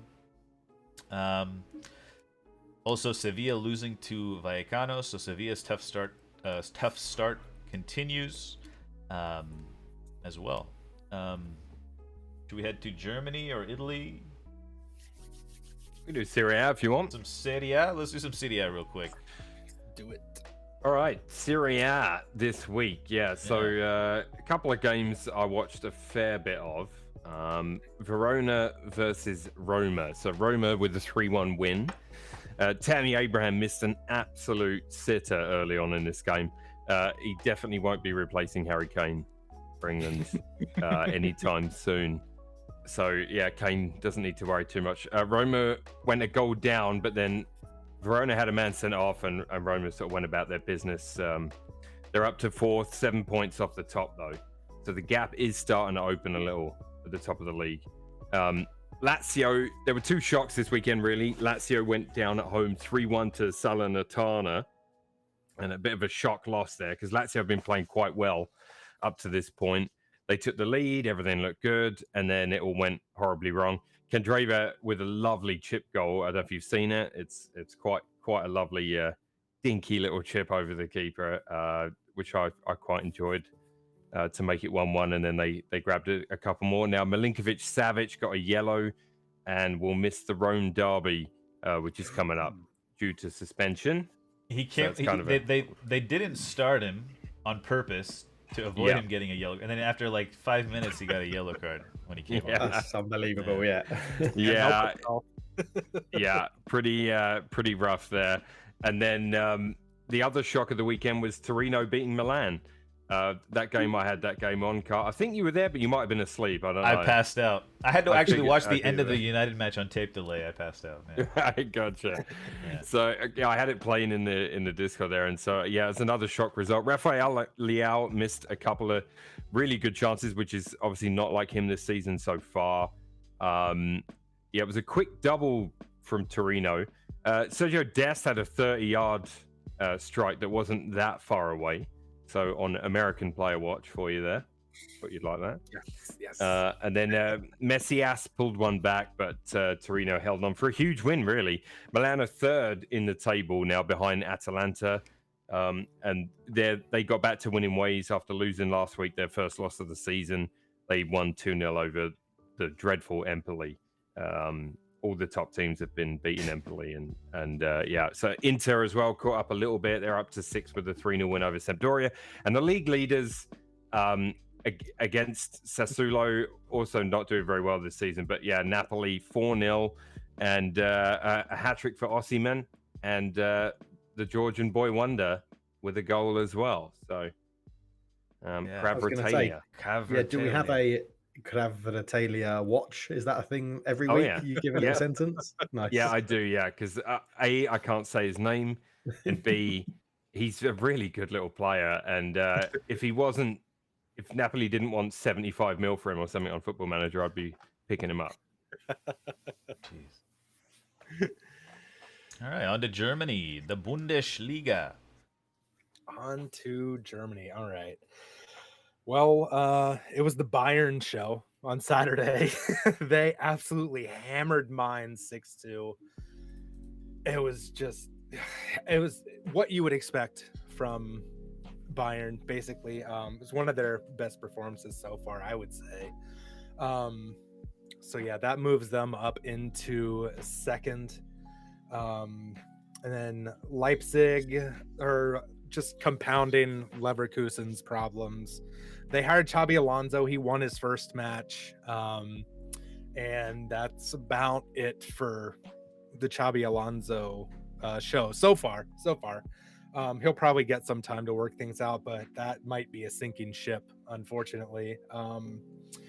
Dortmund 2-1 over Frankfurt, and Jude got the winner in the 52nd minute. Frankfurt has been playing pretty well, but Dortmund, pulled one out there. As Tim said, Union did get lucky. They got a late winner, very late winner, over Gladbach. Honestly, if Jan Sommer is playing for Gladbach, neither one of those goals goes in for Union, but he's injured right now. So Union took advantage of that. And the second goal especially is soft. It was headed near post. I don't know how the keeper didn't save it, honestly. But the goalkeeping was Gladbach's problem. And it cost them 3 points and helped Union keep the top spot for yet another week. So Union watch continues. Let's go. Right. Yeah. Bayern look to be going back to their old ways. Other leagues around the world, probably the most competitive league in the world, the MLS. The final has been decided. You didn't just say that. You know, the salary cap makes things competitive. That's all I'm gonna say. You know, you don't know who's gonna win each year. LAFC beat Austin FC 3-0. They're in their first ever MLS Cup final, and Austin City, I believe, is their first or second year as a club. Imagine that, you know, second year. Yep. You know, think about it. Second year, you're in the semifinals of the of the Champions League. Anyways, Philadelphia Union also beating New York City after going down 1-0. 3-1 they came back. So it'll be LAFC versus Philadelphia Union. I'm not sure when that is. Is it midweek or is it it's probably a Saturday, I'm guessing. Saturday or Sunday. It is. Let's see wow. here. I can't even find it. Yeah, I had to scroll way down. Do Philadelphia Union still have Andre The Blake 5th in of goal? November. Sorry, Yes. The 5th of November. Yeah, they do. Next week. Okay. I mean, they probably, you could argue Philadelphia, NYCFC, but they're probably the two best teams. So it's deserved. I would argue. Two number ones. There you go. Didn't know that. Yeah. So this is like. Did you see the the only rumor? reason Did you Sorry, see the go on. rumor of Messi to Inter Miami I did see next that. week? Yeah. That'd be fun. Yeah. I might go what watch it. salary cap, eh? Might go What watch salary cap? Yeah, Gareth Bale was an unused sub, by the way, in that semifinal. Interestingly. Loving his golf, mate. In Yeah. Cali. That's it. Just loving his Hey, golf. He probably has signed part of his contract as well to say that, up to the World Cup, he doesn't have to play the game so that he does no risk of injury or something. He just keeps fit at training. So True, right? There could be something in that to do with AstroTurf as well, because there are a lot of games played on turf. So one thing, a lot of people, when I moved here, they were talking about how, obviously I moved here the year after Omri went to Barcelona. So then obviously he wound up at New York Red Bulls, and he never played, I think, in Vancouver, nor did Beckham. Mm-hmm. And people were like, why? And I'm like, I bet you it's something to do with insurance, medical insurance, and playing on a turf. yeah, I bet you it's something along those lines that stops it. So maybe Bale, isn't going to play too much on turf or something, risk of injury before the World Cup, as you say. Yeah. And after, interesting. next season he'll play a bit more, but who knows? Yeah. I mean, the only reason I asked about Andre Blake is because I'm watching a program on Netflix called Captains. I don't know if you guys have heard about it or seen it. Mm-mm. It's tracking 5 captains in qualification for the World Cup. So it's got Andre Blake for Jamaica as captain, Thiago Silva for Brazil, the Lebanon captain, the Vanuatu captain, and I can't remember the 5th one. I've forgotten off the top of my head, but it's fascinating to see what they're going through in terms of this qualification, because my wife and I started watching it expecting it to be like England, France, Italy, Brazil, and all the big nations, and then the Vanuatu captain pops up, and you're like, what? Of course they're not going to qualify, but it's amazing how it's going into what the captain does for like team spirit and Oh, cool. getting these players to try and get up for a game. It's fascinating to watch. Nice. Absolutely fascinating to watch. Yeah. Does Harry Maguire's captaincy make more sense now at a United? You know, No. maybe. Last thing I want to kind of talk about here is Tottenham. Actually, Tottenham. This is the situation in Group D. Kind of squeeze this in between us. Gotcha. Basically, the name, if Marseille wins and Sporting wins, that'll be that first box there, right? So that's what's happening. Champions League, Group D, going down to the wire. Any team can top the groups, which is pretty exciting. There is a scenario where Tottenham misses out completely. You can see that there. What do you think will happen here? What is the final game? It's Marseille, Tottenham, and Sporting Frankfurt, correct? That was the last game? Yep. Well, fourth place is out of the running for Spurs, which if we didn't advance, I really don't want to finish third, because I don't want, if we're not in the Champions League, I don't want to play in the Europa League, just because Conte's rotation or lack thereof isn't made for 2 games a week. And if you're just going to pile on more European games after the World Cup, like it's just, more Europa League games after the World Cup, then I'm not here for that. But yeah, it's going to be a tough match. Marseille have been playing pretty well. I mean, this is a really good. I'm just looking at the other groups. This is the top to bottom, the closest. Everyone's what do they say in football? Like all the teams are cannibalizing each other, so there hasn't been someone that's just run away with the group.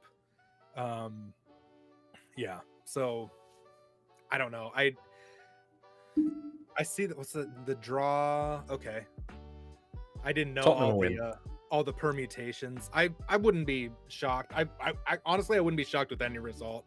Conte is not going to be there.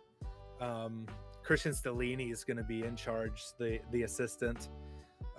But I mean, everyone knows their job essentially anyways. So it's just a matter of making changes at the right moments, recognizing and making changes, which I feel like Conte probably wouldn't have hired Stellini if he didn't think he could do that, at least. So yeah, I'll be watching. It'll be exciting. It's always exciting when stuff like this happens, And, the group, it's kind of a little preview to the World Cup, we're going to have that excitement as well, what's going to happen in the groups, blah, blah, blah. Are the United States going to finish first or second? It's going to be a big question. Or what's going to happen? Nah, I don't know about that one. I don't think we'll be asking that. No. But anyways, it'll be interesting to see. Guys, anything else you want to talk about before we get into tonight's game? Granit Xhaka. Oh, I'm just reading chat now. What's going on in chat, guys? I love Bale for the fact he won Real Madrid 3 finals almost by himself and said, "Yeah, I'm good. I want to go golf now." Yeah, you got that's funny. You got hints of Bale. I mean, towards the end of his time at Madrid, it was like I don't know if you've seen that picture of his muscle mass decrease. He was just this huge jacked guy, and then 2 years later, just a skinny guy. Interesting. Busquets going to Inter Miami as well, possibly. That's true. So Busquets and Messi reunited. Dest is garbage. You haven't seen him play for the United States of America. Does Busquets to Miami work out better or worse than Blaise Matuidi at Miami? I gotta be honest, I have no clue what's happening on the list. I have no idea. Did they qualify for the playoffs? Inter Miami? I don't know. No one can do worse than Kenny Miller at Vancouver. Oh, Kenny Miller. Mm-hmm. Didn't Victor Wanyama move out there and do terribly as well? Yeah, I'd say who did play for Vancouver for a while as well. Nigel Rio Coca. Yes, Oh, he did. He was Villa. a coach there as well, I think, if Football Manager told me correctly. Yeah, player coach. Yeah, yeah, he actually did play all right for them for a bit. How many teams can you name Kenny Miller? Oh, Wolves. Rangers, Wolves. Wolves, Vancouver. Rangers. What other? Did he play for any? I feel like Celtic. Yeah, he played he for play for Liverpool. both? Did he He play played for for both, Everton? yeah. No, Everton. No. Somebody. I'm thinking. I keep getting. I'm thinking of Naismith. Was he at QPR? I'm gonna look this one up. I don't know why I see him in that red hooped kit that they had as like an alternate for some reason. Let's see. Probably not. I can't For some reason, it feels like he played. Oh, wait, he did play for a lot of teams. Okay. He started at Hibernian, and he played for Stenhousemuir. Stenhousemuir. Stenhousemuir, of course. Rangers, Yeah. and Wolves, as you mentioned, on loan. Then he played for Celtic as well.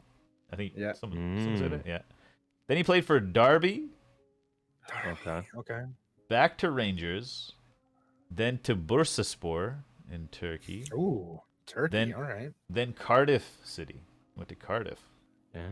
Cardiff. Whitecaps, back to Rangers for a third time. Livingston, Dundee, and Partick Thistle. Partick. Wow. Partick? He's Is played that for a a lot of typo? Yeah, Partick. No, it's Partick. Yeah, Partick. Thistle. Yeah. Patrick? Yeah. No, Partick. Okay. No, it's Partick. Yeah. All Scottish teams. Yeah. Yeah. There was one He time I played was for a trying lot to of say Scottish teams, yeah. I was trying to say Patrick, and I kept saying Pratrick. I was like 7. I don't know why I remember that. I couldn't say practice. All right. Hey. Okay. What else do we got here, guys? Do you want to go into the game? Should we go into the game, Milo? I'm ready. Yeah, Yeah, let's go. do it. We've got a new game tonight, guys. Milo, do you want to talk about the? Sure, yeah. So it's just a quiz. I've got 15 questions on last year's Premier League season. Oh, So you should all be up to current events. do I need a notebook? Well, you're not going to. It's more of a rapid fire Oh, quiz. So here's what's Good. going to happen. Okay, you each are going to have an activation word. So when I read the question, the first person to say their word will get the first opportunity to answer the question. If you get it right, like a buzzer. yeah, it's kind of like a buzzer, but you're going to have a word. Now, Cartwheel's word is, well, it's words. Cartwheel has to say Paul Scholes. I have to say Paul Scholes, guys. First and last. Yeah, first and last. I've tried to even out the syllables here. Okay. Half your word is Guten Tag. All right. Okay, just because of you're the Bundesliga correspondent. And Cultured Left Foot, you have to say Jermaine Defoe. Let's Yes. go. Okay. I should have given you a player as well, really, Half, because it's like the odd one out, but whatever, you're special, so it's Okay. fine. It's all right. Okay. So, Get so like yeah. Bastian Schweinsteiger. yeah, I give you the hardest name. Yeah. It's nothing to do with Tottenham, I promise. Yeah, that would be hilarious. Okay, so obviously, if one or more of you say your word out at the same time, we can judge amongst ourselves. We can talk about it, like you know what I mean. Like we don't have to be too crazy. Maybe we have to about say the that. answer at the same time or something. No. You've got to say your word, and then I'm going to say who it was or who I Okay, thought it was, and then Okay. you're going to get around 5 seconds to give me an answer. If you don't, we're going to move to the next person because we can't. It's got to be quick fire. Okay. If you yell the answer out because you're too excited, you will lose a point. Okay, it'll be a -1. All right. Yeah. Okay. Are we ready? And does that make sense? Yep. I think so. Yeah. Clear your minds. Okay. All right, here we go. Which manager opened the season by collecting Manager of the Month award for August, only to be sacked on November the 1st? Guten Tag. HoffSpur. Nuno Espirito Santos. That is correct. All right, you see how it works, guys? That was quick. That was That quick. was very quick. Hoff was in there. All right, He was question in. 2. Cristiano Ronaldo returned to Old Trafford and scored twice on his second Jermaine debut Defoe. against Culture. Paul's- Newcastle United. Oh. It is. It is. I was at a friend's house. A friend had invited my wife and I round for dinner, and it was Man United Newcastle. I was like, I'm really sorry, but you're going to have to put that game on TV because Cristiano Ronaldo's back. So I ruined the whole dinner party by watching the game. That's great. That is awesome. Yeah, I think I did something similar when Omri came back. So Yeah. no, I did yeah, that at I understand. my cousin's wedding. That was it was bad. The engagement the engagement was the Champions League final was that day. Anyways. Oh no. Yeah. All right, question 3. Back in August, Romelu Lukaku scored his first ever goal for Chelsea against which club in a 2-0 away win? Wait, when? Last season. August. Last August. August. Yeah. Paul Scholes. Go on. Arsenal? Correct. Yeah. All right. Well in. Well Oh, I in. got That's close. Yeah, I one got point close. each. Yeah. 1 point each. Well done. Well done. It's All right, hard, all right? Like you gotta say your word. Yeah, and that answer. that was the match when Tierney was having trouble tracking that left side. It was, yeah. All right, question 4. Which Southampton defender was an early season fantasy football favorite thanks to his clean sheets, goals, and low price? Guten Tag. Off? Tino Livramento. Correct. Ooh. No, Half go. Yeah. All right. Question 5. Of which opposition coach did Pep Guardiola say he is beyond a good manager immediately after City's 5-0 home win in August of last season?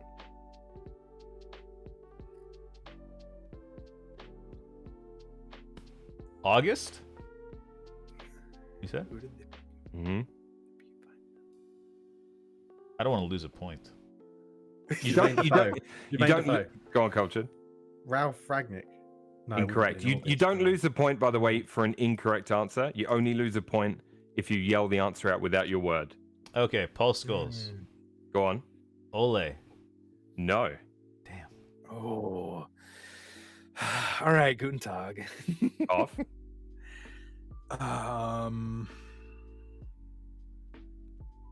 Jeez. I don't know. Oh, is it? Is it? Okay, well, this isn't Hang for on. points then, right? Are you passing, huh? Frank Lampard. Not Lampard. So no one got it. You all three had a go. The answer was Mikel Arteta. I was gonna say that. Yeah. It was Nepotism. Nepotism. Yeah. A couple of people in chat got it correct though. Extreme and Stefan, Okay. and Greg, I think. So yeah. All right.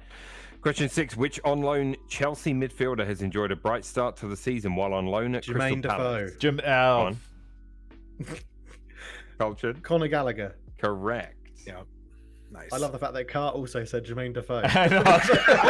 I was like trying to- I forgot what my I've been word so was. close to saying Paul Scholes. That's amazing. Oh my goodness. All right. Which former Birmingham City, Leicester City, and Bayer Leverkusen winger scored a number of early goals at Goodison Park? Jermaine for his- Defoe. Ah! Damari Gray. Correct. I forgot his name. I don't want to stall. All right. Question 8. Which Brentford striker was linked with an England call-up following a strong start to his Premier League career? Paul Scholes. That was Cultured. Ivan Toney. Correct. All right. Scam. That was Cultured. That was close. was Though. close. All three of you Yeah, were yeah. in there. That was close. All All right, question 9. Courtney House scored a late header to give which team a surprise Jermaine 1-0 Defoe. win? Go on, Cultured. Aston Villa. Correct. Wait, who? Is this the women's? Courtney House. Okay. Courtney House, It was centre-back, against yeah. United at Old Trafford, yeah. All right. Question 10. Cisco Munoz was sacked as manager of which club in October Jermaine 20... Defoe. Guten Tag. Ah! Watford. Jesus.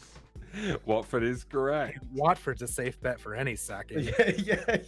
All right. So Cultured has 6, Hoff has 2, Cart has 1, and there is 1, 2, 3, 4. There's 5 questions left. So you guys have got to step it up here. All right. All right. Question 11. Who became the first visiting player to score a league hat-trick at Old Trafford in October?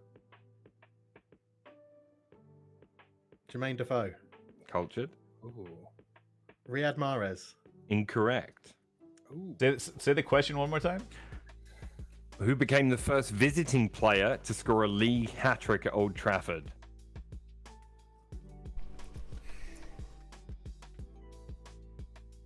Had never been done before, apparently, in the league. Before October 2021.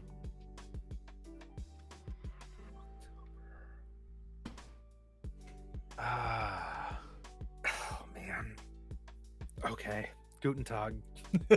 Off. Is it Raheem Sterling? It's not Raheem. All right, Cart, you've got a chance. You need this. Yeah. Oh, yeah. 5-0. No. Who became the first visiting player to score a hat trick in the league at Old Trafford in October? Oh, I was thinking of last 5-0 of the other. I don't know. I'll say Paul Scholes. Yes. Mohamed Salah. Yes. Yes. Yeah. Yes. Mo Salah. As soon as Socko wrote running down the wing in chat, I was like, oh, yeah, it's Salah. Oh, Yeah. It was 5-0 though, right? It was something like that. I don't know. Was can't it remember. fun? I didn't. I I didn't remember blanked that. it from my memory. Yeah. All right, question 12. Ivory Coast attacker Maxwell Cornet made a bright start to life in the Premier League with 5 goals Jermaine in Defoe. 6 starts. Wait. Wait, there's no question. There's no question. Burnley. Burnley is correct. I could have. Oh, come on, man. All right. We need the full question. This is what rapid fire trivia All is right. like. Okay. Okay, 13. Antonio Conte's spell at Tottenham got underway with a 0-0 draw at which club? Guten Tag. Off. Ah! West Ham. I know. Incorrect. Damn it! I knew it wasn't them. Oh shit! I know who it is. Jermaine Defoe. Cultured. Leicester. Incorrect. Paul Scholes. Go on.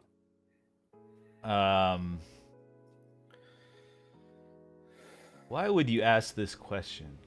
You know, It's on the quiz that I You know what I looked mean? up on the internet. Arsenal. No. Oh, Correct answer was Everton. Everton. Yep. okay. Yeah. All right, question 14. 2 questions left. Ole Gunnar Solskjaer's stint as Man United manager was brought to a close following a shock 4-1 defeat away at which club? Jermaine Scholes.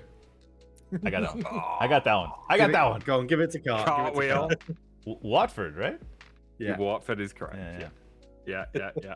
All right, question 15. Who became the new Newcastle United manager in November Jermaine Defoe. 20? Paul Scholes. Oh, you got it. Cultured. You got that one. Eddie Howe. Yeah. All right, your final scores were Jeez. Cultured Left Foot with 8, Jesus. The Cartwheel connection. with 3, and Damn. Hop with 2. It's ping. It's ping, guys. It's ping to Singapore. It's ping Yeah. to Singapore and back. It's masterful. Yeah, we have a private fiber optic cable. Yeah. We installed it purely for the Warriors in HL 23. Cultured, up you here, ran away with that useless. one. Yeah, Useless great one. knowledge up here about football. I think it was your activation word, Jermaine Defoe, was what did it. I mean, it's amazing that Cart tried to use it once. I had to use different language. All right, here. I've got a categories. Let me see if I Okay. can pull it up properly. Oh, let's go. It's going to be regarding this season. Okay. Okay. Oh, is this the one where we all go around and name one? Yeah. Yeah. Yeah. Okay. Yeah. Okay. All right. I think I still have it up. This is going to be kind of tricky, though. It's actually very tricky. Trick or treaty. Okay. In front of me, I have a list of this. This is actually really tough because we've done goals. We've done goals. Yeah. So actually, let's do goals again. We'll do goals. Let's do goals, but we'll do it of last season. Okay. The top 20 goal scorers in the Premier League last season. Since we're on a bit of a kick from last season. Hold on, let me make sure my last season. There we go. The top 20. Let me just check the numbers here. Yeah, 20 is perfect. So 20th had 10 goals. Oh, okay. 20th had 10 goals.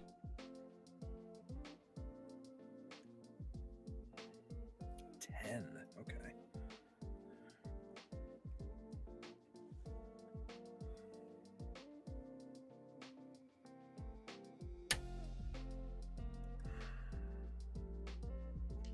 What was the score in the quiz again, by the way? Or I had 3? Yeah, you had 3. Yeah. Unbelievable. Unbelievable. Rapid fire is tough though, man. Like, cause you're like,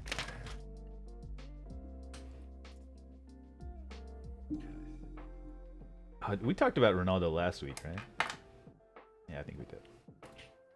I think I want to go into that again. I'm being told I'm crying like Ronaldo was. Unbelievable. all right. Are we All ready? right, you've got one. Like I said, 20 top goal scorers. Lowest on the 20th as 10. Alrighty, who would like to go first? Cultured one.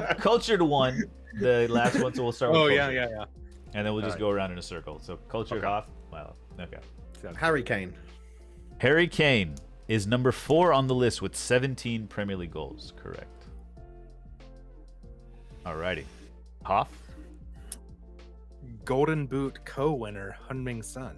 Heung-min Son. And you're absolutely right. Golden Boot co-winner. I believe he had most goals from open play, right? Yeah, he didn't score a pen. No penalties. Very good, very good. Mo Salah. Mo Salah is also joint goal scorer, number 1. We have 3 of the top 4 already here.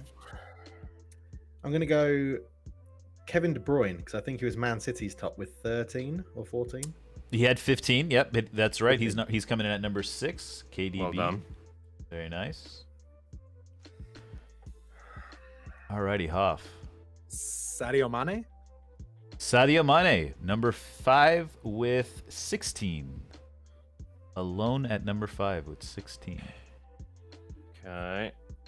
Riyad Mahrez. Riyad Mahrez is on the list at number 14 with a massive tie with 11 goals at number 14. Very nice. Riyad Mahrez. He was top 10 in top 15 in Ballon d'Or voting this season. Alrighty, Cultured. Cristiano Ronaldo. Ronaldo, number 3, yes, with 18 goals. Ronaldo.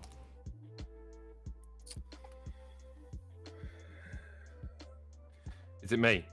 Oh no, it's off. It's Off, me. off. Okay. Calvert-Lewin. Calvert-Lewin is not on. Hold on, let me make sure. I don't believe he's on the list.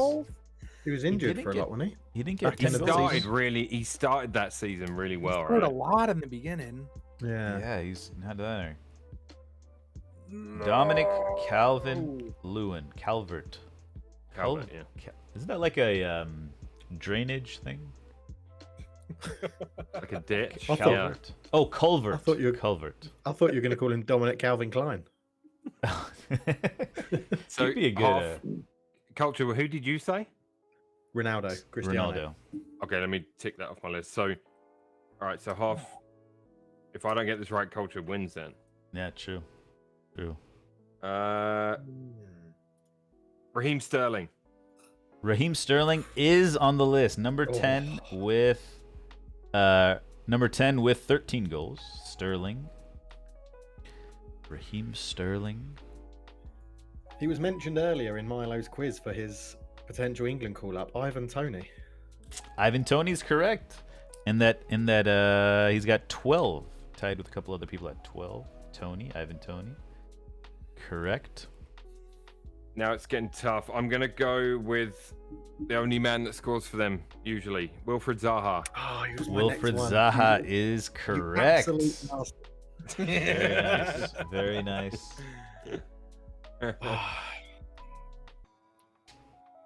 I mean, someone for Brighton must have scored, and I'm refusing to say Mopé. So I'm not. It's not my answer. That's not my answer. Okay. 'Cause he's terrible. Zaha, by the way, had 14 goals. Okay. 9th place. Oh, surely Jamie Vardy for Leicester. Jamie Vardy, yes. 15 Yeah. goals for Jamie Vardy. Shit. Doing well, guys. Doing very well. Just to clarify, Milo, I have now run out of names that I've written down. Okay, so well, this this is is gonna guesswork. be a guess. There's 2 players left, and I've got question marks by them both. I'm gonna go with Jota. Diogo Jota is correct. Jota is correct. 15 goals for him. Yeah. Wow. All right.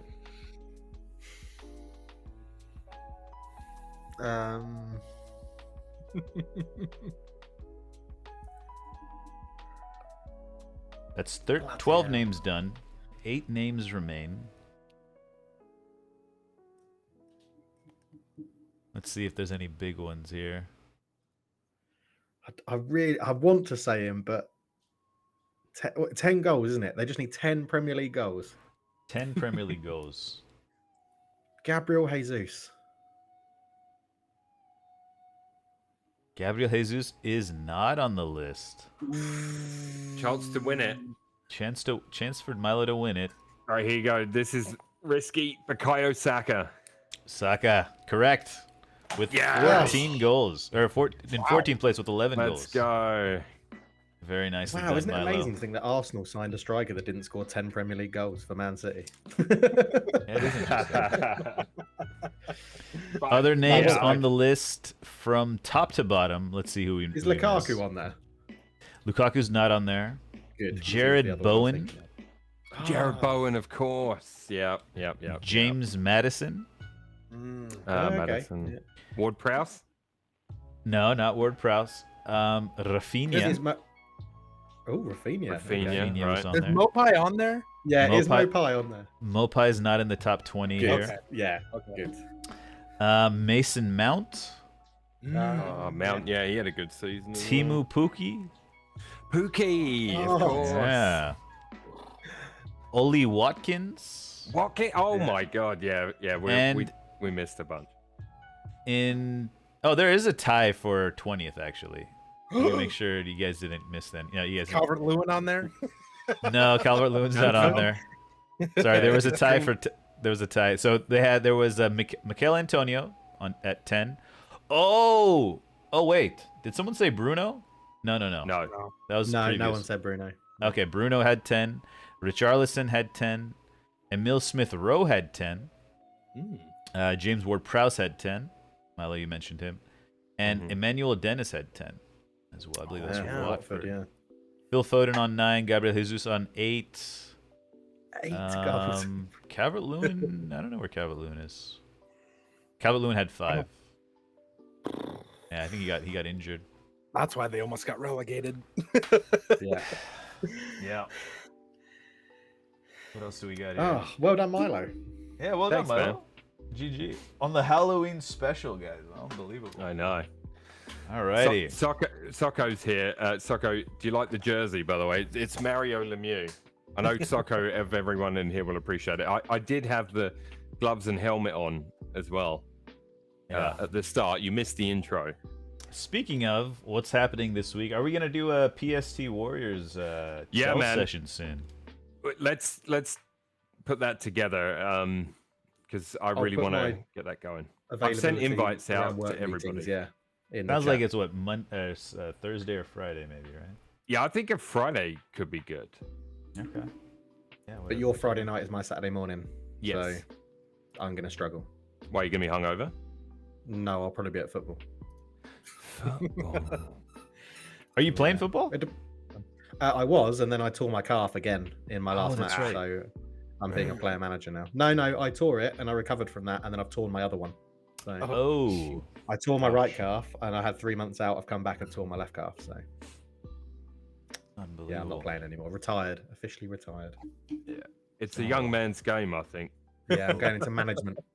Taking all that FM knowledge with me into management. So, Yes. Yes. so, Nice. Are you going to take Singapore to their first World Cup? hell no, they're terrible. Not even I can do that. I couldn't even do that on Why Football not? Manager, which is a game. Okay, challenge for you. Singapore to the World Cup. There you go. There you go. All right. Awesome. Alrighty, well, guys, anything coming up this week, content-wise? Cultured, I know you're well into, I think, Newcastle on YouTube.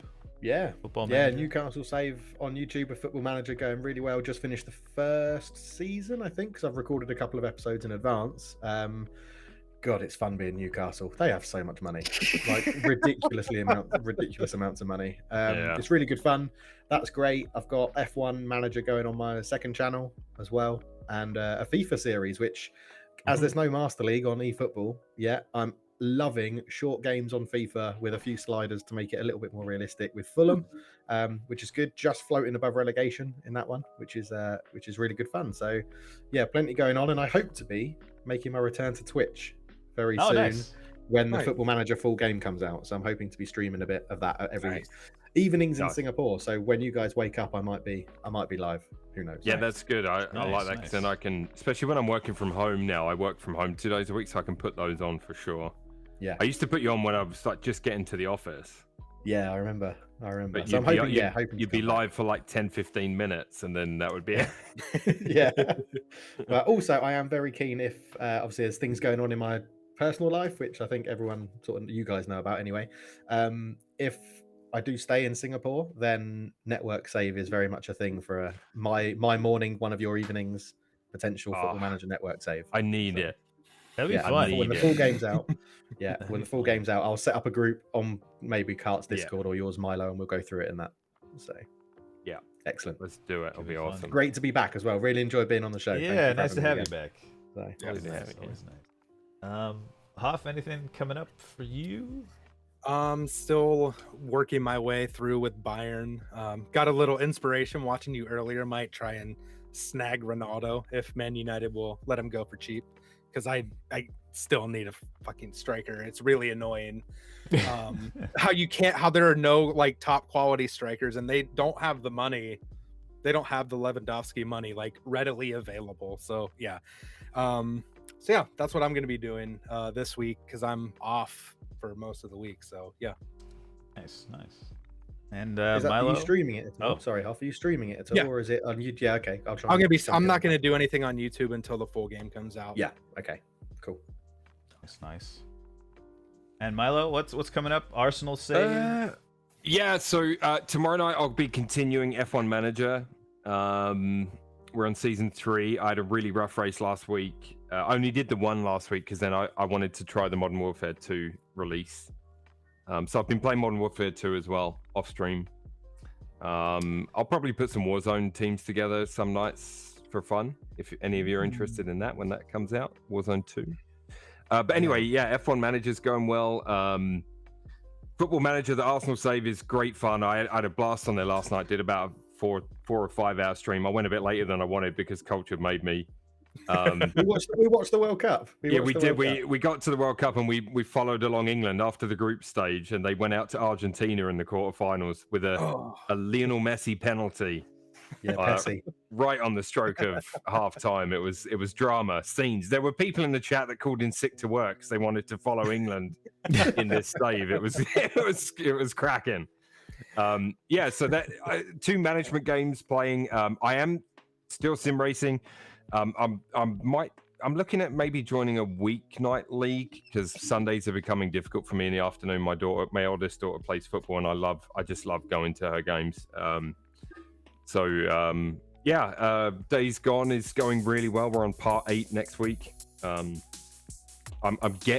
My character's getting to a point where I'm almost able to take on hordes, but whether you're into zombies or not, I'm not. But this game is amazing, and when a horde comes for you, it's scary as fuck. So, I'm really enjoying that. Please don't kink shame me with my zombie. I'm into zombies. Okay? You would love that game, dude. When I'm done, play through it. You should come check it out. Come check it out and see what you think. I know you're not a massive story mode. I think I have it saved. It was free on PSN a while back. Okay. I grabbed it on PC when it was on sale, and I don't regret it at all. The story's really good so far. The graphics are wonderful, and just it's so well made, and it's by a studio that they're not churning a game out every 6 months. So it's a lot of love went into that game, and you can tell every minute you're playing through it. You can just tell. And those to me are the best story mode single player games. As you look back through your past, like there's certain games that just stand out because you can tell so much went into it. When it's Call of Duty, sure, it's fun for a few months. It's fun for a little bit, whatever. But they just churn another one out next year. You know what I mean? Like, and I know they do that that's why we get sick of some sports games, or we get annoyed with sports games that are just an annual release with a little polish. Like it's the same kind of thing. Like, especially ones that get released annually and get worse, like eFootball. Well, yeah, exactly. And like, it's, you know, that's why I'm finding more and more. I've set aside Saturday nights for a single player story playthrough, and I've done Hitman, I've done Red Dead. I'm on this now. You know what I mean? Like I've really been enjoying that chill Saturday night, just play through a story. And yeah, I'm not rushing. I'm taking my time. It might take 10 streams. It might take 15. Who knows? But it's great fun. Yeah. Yeah, it's that variety is the key. Variety is key. Keeping things fresh, you know? It's good. Yeah, it's hard because some people will come by for F1 and they're like, what time are you loading F1 up? I'm like, Thursday. Right.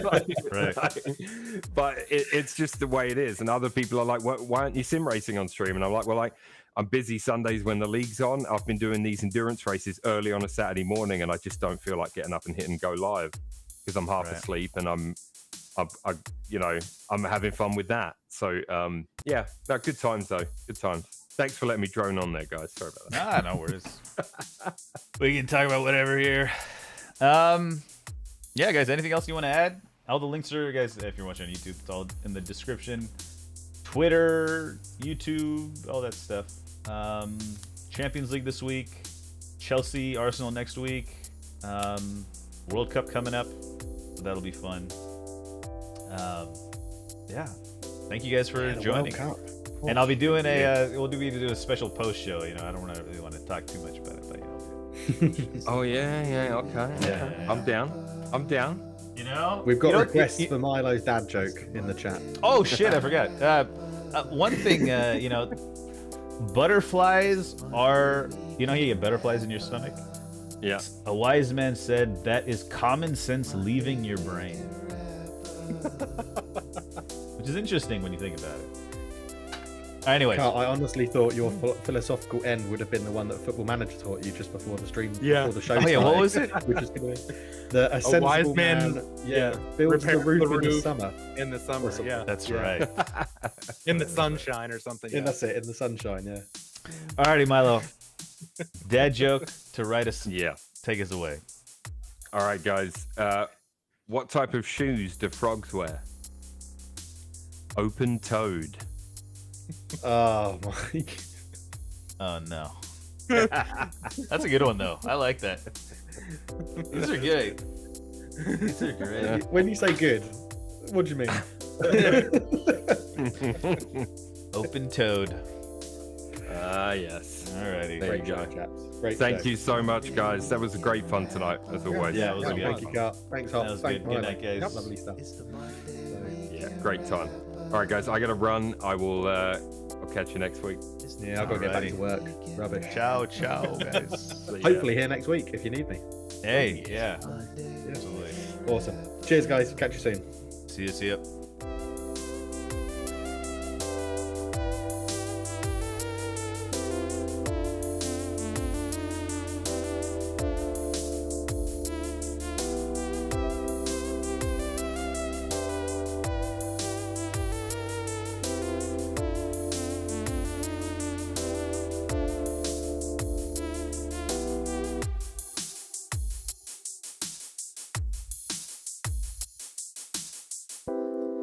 It's the Monday weekend wrap up.